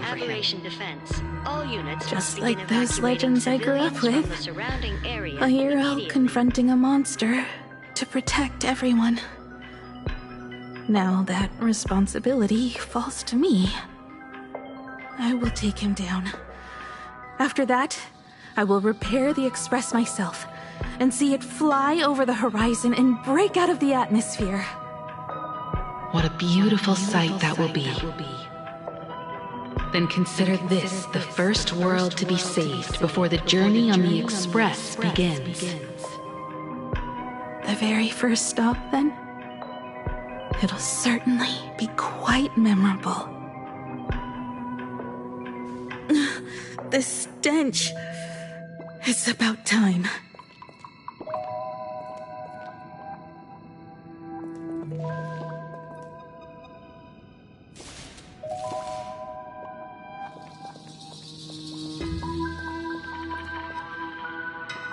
So exquisite! These flowers blooming in plain Arcadia! Ooh, I can hear them dancing at the tips of my nerves! What is that? You say this is not enough? Still not enough! I need more pigment! I will mix my colors with screams of terror and pray for the catecholamines. Department head, I shall show you the error of your ways! This flesh is the culmination of life! Its own king is right here! The giant tree running through our heartopia! I shall become her! We will be as one! No, I will surpass her! I will devour her and become the one and only existence. Another new shade, dazzling, shattered crimson. Are you perhaps the color I've been missing all along? Step into this masterpiece, become one with me, and lay the final cornerstone for the future of human evolution!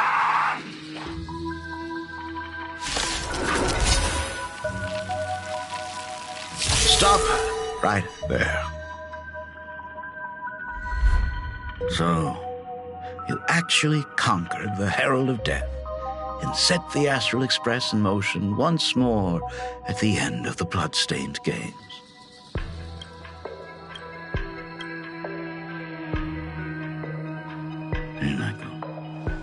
I believe in your bravery. When confronted by death, you will undoubtedly choose to resist.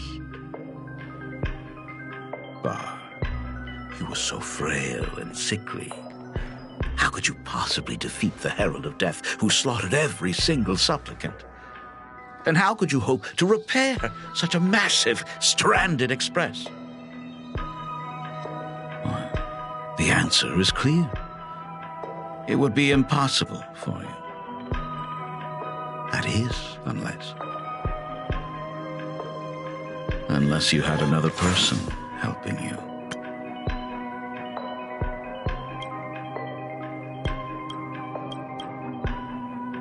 Don't deny it yet. I've been tested by you enough along the way. So now, give your father a little room to breathe. While I was gathering your belongings, I found some of the manuscripts you left behind. There were 2 distinct sets of handwriting upon those pages. Every trace in that house proves that 2 people once shared a life there. Legend says that during the Canvas Age, the grand artist Whitebow painted his late daughter onto a scroll and breathed life into her. Suppose, just suppose, that my brilliant daughter created a likeness of herself, a self-portrait so perfect that it breathed and moved with her. If that is the truth, then every mystery is explained. During that night of the blood-stained games, a girl at death's door and an imagination she created followed the trail of the Herald of Death all the way to Dovebrook. as a monster bearing Shuhu's flesh and a supplicant lost to madness. Marcus and Tali defeated the pair before him without lifting a finger. Driven by pure instinct, he slowly closed in on them. He intended to use their very lives as pigment to paint a new bloody bloom. Little did he know that he was walking straight into a trap of their design. The moment he drew near, a massive iron fist was imaginated from the sky above. It crashed down and crushed into dust. It was the night of July 22nd, 1984, of the Arcadian calendar. A colossal shockwave radiating from Dovebrook District shook the earth. As the dust settled, a strange urban legend found its way into every corner of the world. Over 10,000 sightings reported a giant arm descending from the sky that evening. In the hours that followed, the Department of Aberration Defense confirmed that the Herald of Death was completely incapacitated. Theories were endless. Was it a divine act by Aha? Or a weapon built by the IPC? No one knew for sure. Yet the silhouette of that giant remained etched in every mind as a testament to heroism. It was just an arm. Yet beneath the brush of a girl who yearned for the stars, it became an extension of humanity's reach.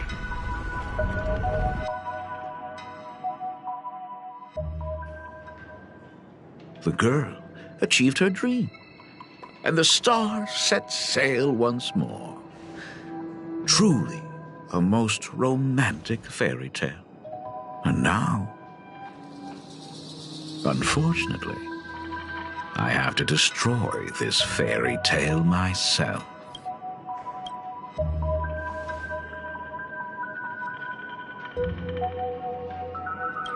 You don't believe me? I have no idea who you truly are. But that little girl who roamed for trailblazing, my frail and sickly daughter. From the very beginning, Himeko never left Plain Arcadia. That is not something you should joke about. You know better than I do whether I'm joking or not. By the way, things outside aren't looking good. The Arcadia is drowning in problems. Is it really wise to stay here instead of helping the younger crew members? Those kids are all grown up now. They can handle their mission. And as for myself, I am staying right here to deal with the biggest problem of all.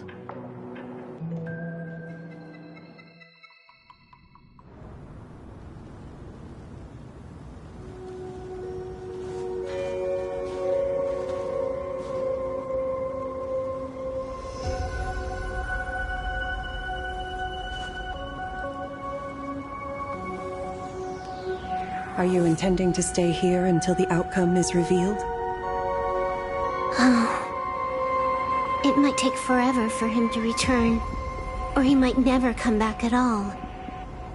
Or maybe, if I just complain and say, I wish Blade were here, he'll just show up. Anyway, it was his choice. We already said our goodbyes. Thank you for staying with him until the very end. Now, it is time to deal with your matters.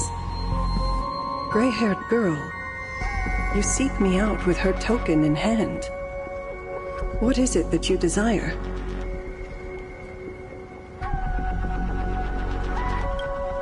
Already told me? Our first meeting was just before we took the boat here. I only answered the call of wish power because of that mask. The one painted by Evanescia. Without it, I would not be here. So, who is this me you speak of? Me, of course. Not you again. A meanie will always be a meanie.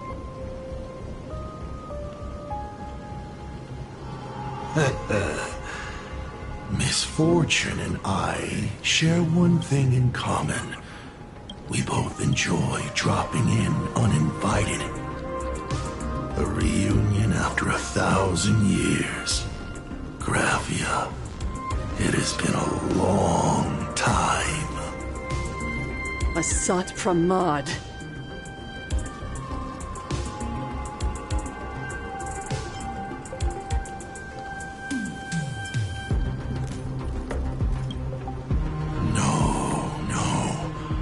We're far more than just arch nemesis. Back at Ingford Hermitage, what you heard was only half the story. 1,000 years ago, amidst the ruins of Ahatopia, I found a baby girl on the verge of death. Her cold, lifeless body reminded me of the legend of Elation. Aha heard an infant cry and burst into laughter. Too bad I never did get the joke. So I came up with a much better one. I infused that child with the power of destruction, giving her the rebirth of a Void Ranger. I taught her to paint her monstrous beasts using the life of the veracity as pigment. All to carry out the Legion's divine will. Graphia, your name was your commission. To paint the world and carve a trace of our lasting glory just before the world meets its destruction. You were doing so well, right up until you saw that express crash. Gave you ideas, Graphia. Unrealistic, foolish ideas. Since that day, I have had nothing to do with you or your destruction. Your failure began the moment you tried to destroy the Express. All you did was turn the spirit of the Nameless into a rallying cry for rebellion. I took the power you forced upon me and used it to save the innocent. You commanded me to record the end of worlds, but instead, I created a sanctuary. So, you think putting on a human mask makes you one of the Trailblazers? How amusing. Look at yourselves. That weathering curse is still eating away at you and your kin. It is the inescapable price for being a child of destruction who dares to betray her fate. World and canvas, a total disaster. Yet you still tried to dress it up as a victory. Do you know why I haven't spared Ahatopia a single glance for an entire millennium? Because you bore me. But now, things have changed. Someone far more interesting than you has returned. And unlike you, she is the real deal. A genuine Nameless. That is why I have returned.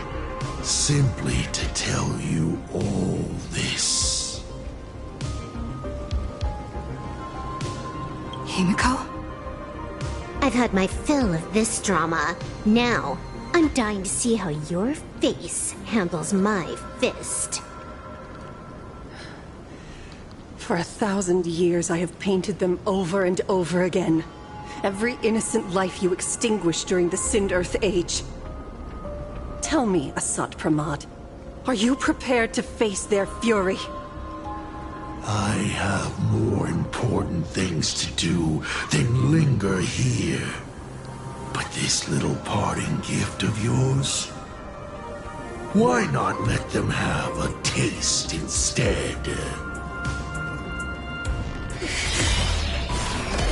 Come forth. Demonstrate your defiance.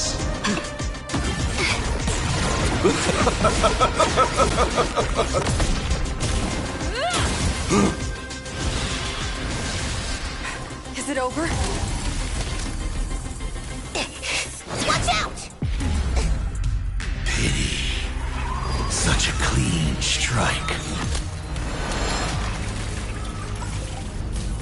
But the odds of success are 0.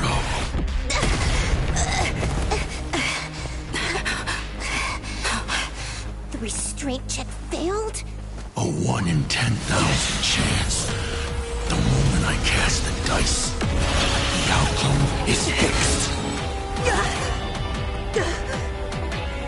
Remove the mask, protagonist. It doesn't suit you. As for you, your end is decided. Farewell. Sorry. I have failed. Minions of destruction! I will drive you all from this world! We must force her back to her senses.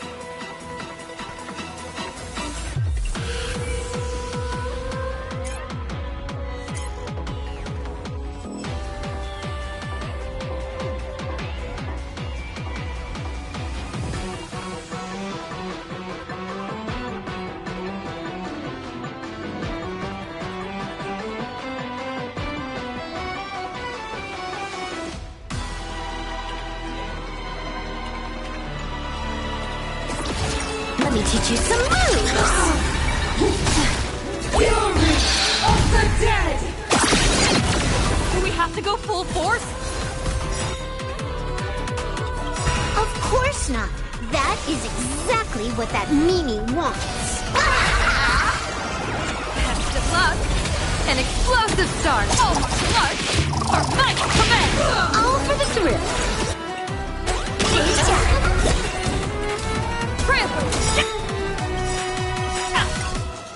This next round, real gaming. Your moment to shine. All eyes are on you. This is Honkai. Bonus round. Easy.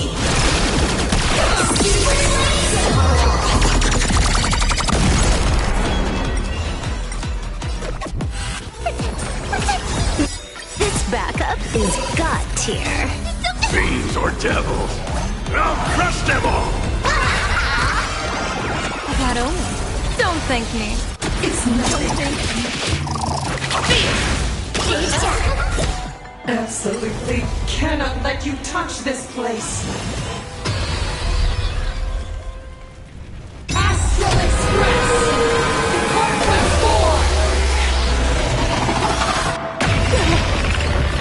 4! We need to finish this fast and catch up to Asat Pramod. Looks like I have to use level 999 one more time. No need for that. If a sword is needed, let it be mine.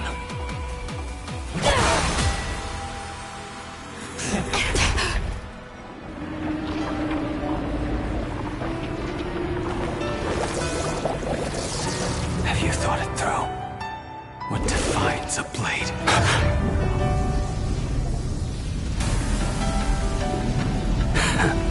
The sharpness that endures, after all has worn away.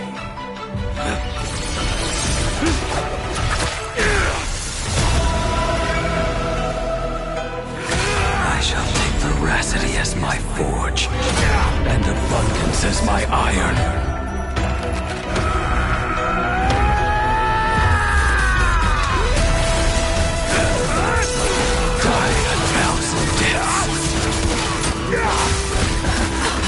Tempered into a blade!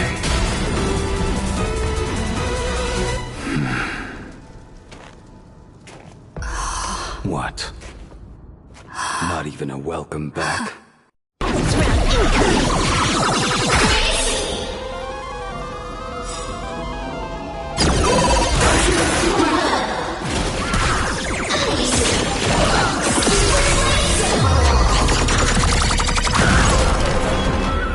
this broken shell. You will serve as the temporary fire! No way! Blade! You answered my prayers! What happened to her? This is Assad Pramad's handiwork. We have to bring her to her senses first!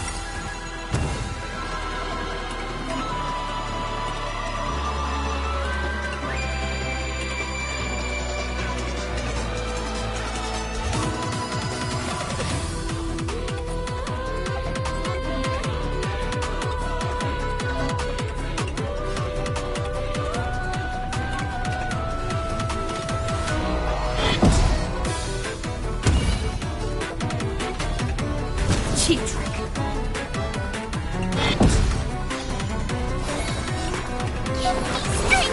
Thank you for your help. That only. Don't thank me. It's Honkai! You will serve as the temporary fire! Bonus round! It's nothing amazing!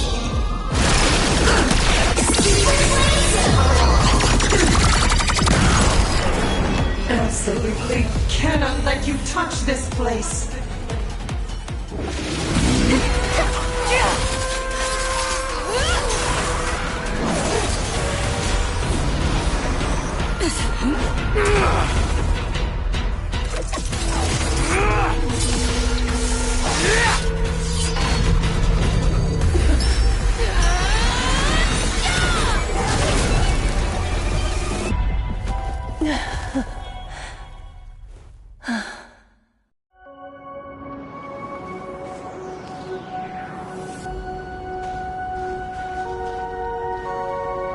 I hope I am not too late. Are you kidding? Your timing is impeccable, Blady. But isn't this a bit much? How did you even change outfits? What happened down there? I used the Leviathan's maw to imprison Shuho. But that doesn't matter. What matters is that you made it out alive and got the job done. Not yet. I have made a decision. This time, I will stay and become a supplicant. I am joining the Phantas Moon Games. What? You're going to stay here and poke your nose into this world's business too? Let us settle this first. Are you okay? Thank you. All of you.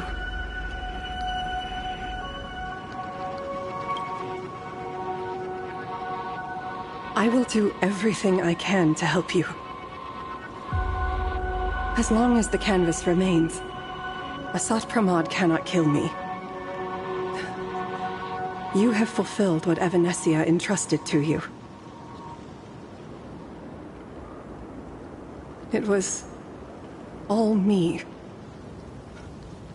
For 1,000 years, I was the one obsessed with bearing every responsibility alone. Assad Pramad was right after all. I have been a ghost of 1,000 years past, arrogant enough to think my seal over the world and canvas was unbreakable. I really believed that accumulated wish power would be enough to strike him down when he returned. We are up against the same nightmare that survived a whole Sindearth age. The same monster that an entire era could not even overcome. Just how did he even sneak into the world and canvas?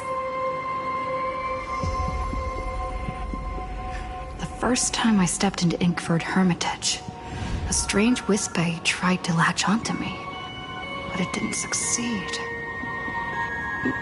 Maybe that was the first step in Assad Pramad's plan to infiltrate this place. Then, he took on Graphia's form to tamper with my mask, and even taught me the way to summon the real Graphia. In the end, he got what he wanted. So, this guy has only been after one thing this whole time.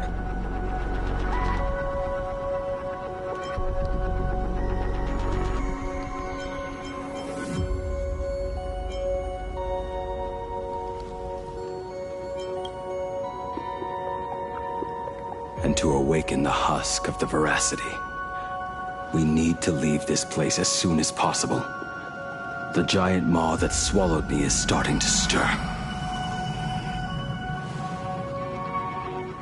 But he mentioned he had something more important to do. What is that even supposed to mean? He has so much on his plate, no way he can split himself into pieces and handle everything at once, right? 1,000 years ago, the demon lord from beyond invaded Ahatopia. The power he unleashed was beyond all comprehension. He could appear in places thousands of miles apart at the exact same time, as if he possessed countless incarnations. What? He said he was meeting a genuine nameless. Himiko! She's in trouble!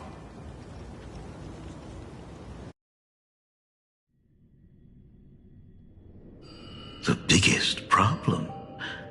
Do you mean me? You said that classroom was a secret place of your own creation, yet Fullwish seemed to know everything about it. You are far too familiar with the Express, yet there is no way my father could have ever set foot on it. And another thing, when we first met up earlier, you said it had been 15 years. But my father clearly left much earlier than that. Your story is riddled with holes. Or rather, you never even intended to pretend. You are the only person I can never seem to lie to. And about that last point, it was just a slip of the tongue. Stop this pathetic act. You are not him. You who dare to impersonate my father, show your true self.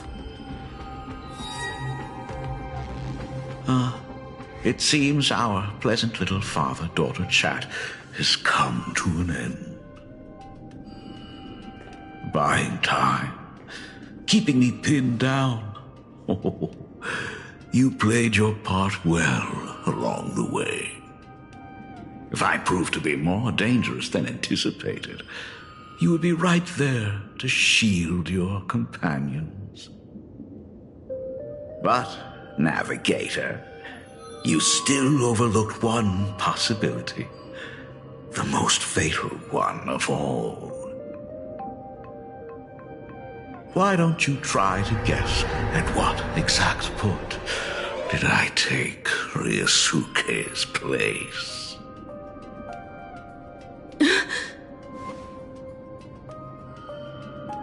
It happened on the day that man, in his desperate search for the source of the Weathering Curse to save his family, was destroyed by me.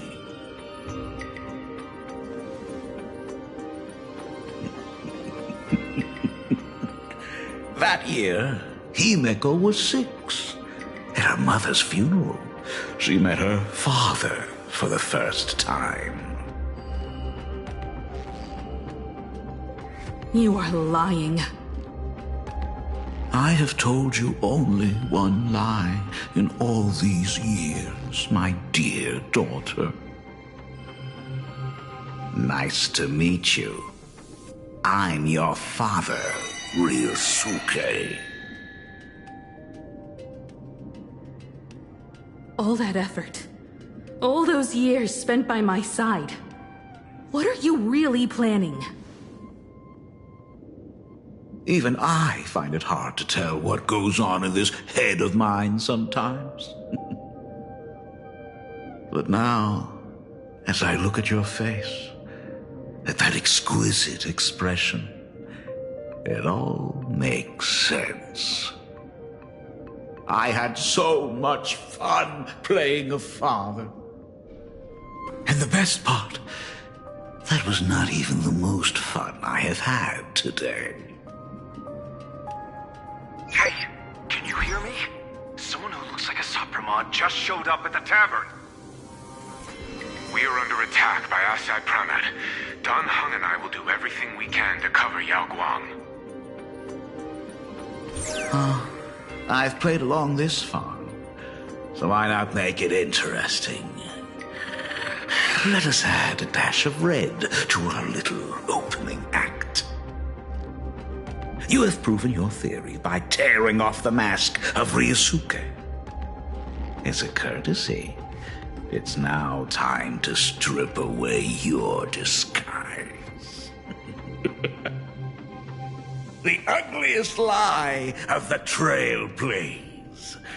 The truth that has been hidden for 15 years. When the Phantom Moon is full again, I will be there as I have promised. I will come back with so many stories to tell you. The girl looked up at the stars, but in her heart, she was terrified of setting out. She was afraid of the universe, and even more, she was afraid of the weight of responsibility. In the end, she left her wishes to someone else. As for her, she chose to lie in a grave and stay in the Arcadia forever. Ryosuke's daughter Himeko is long dead. When she saw how vast the stars really were, she ran away. Just as the Trailblaze converge with the destruction, culminating in awe-inspiring obliteration.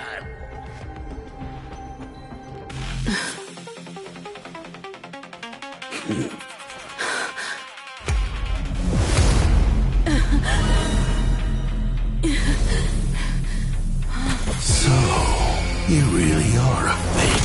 Right back at you.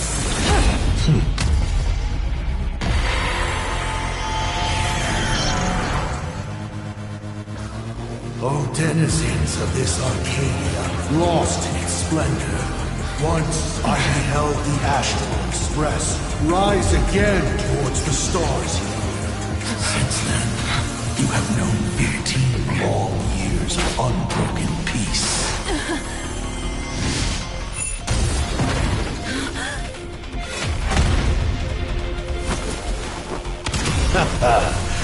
It's been a while, old friend.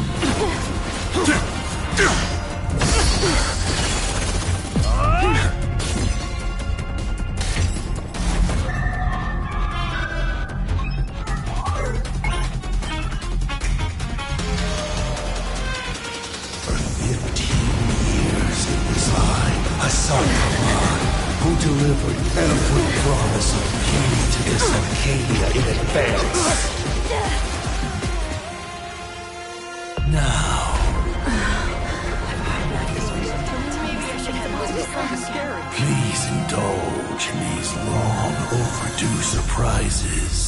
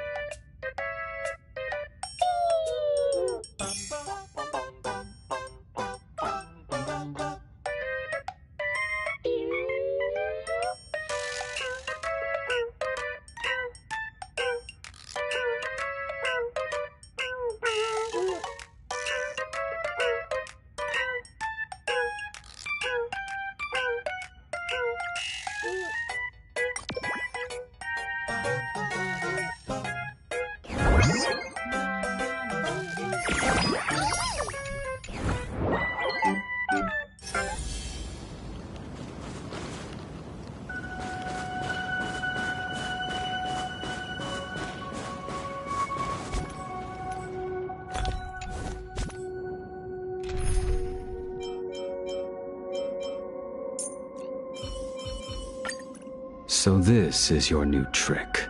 Level 9... Anyway, we'll do it your way.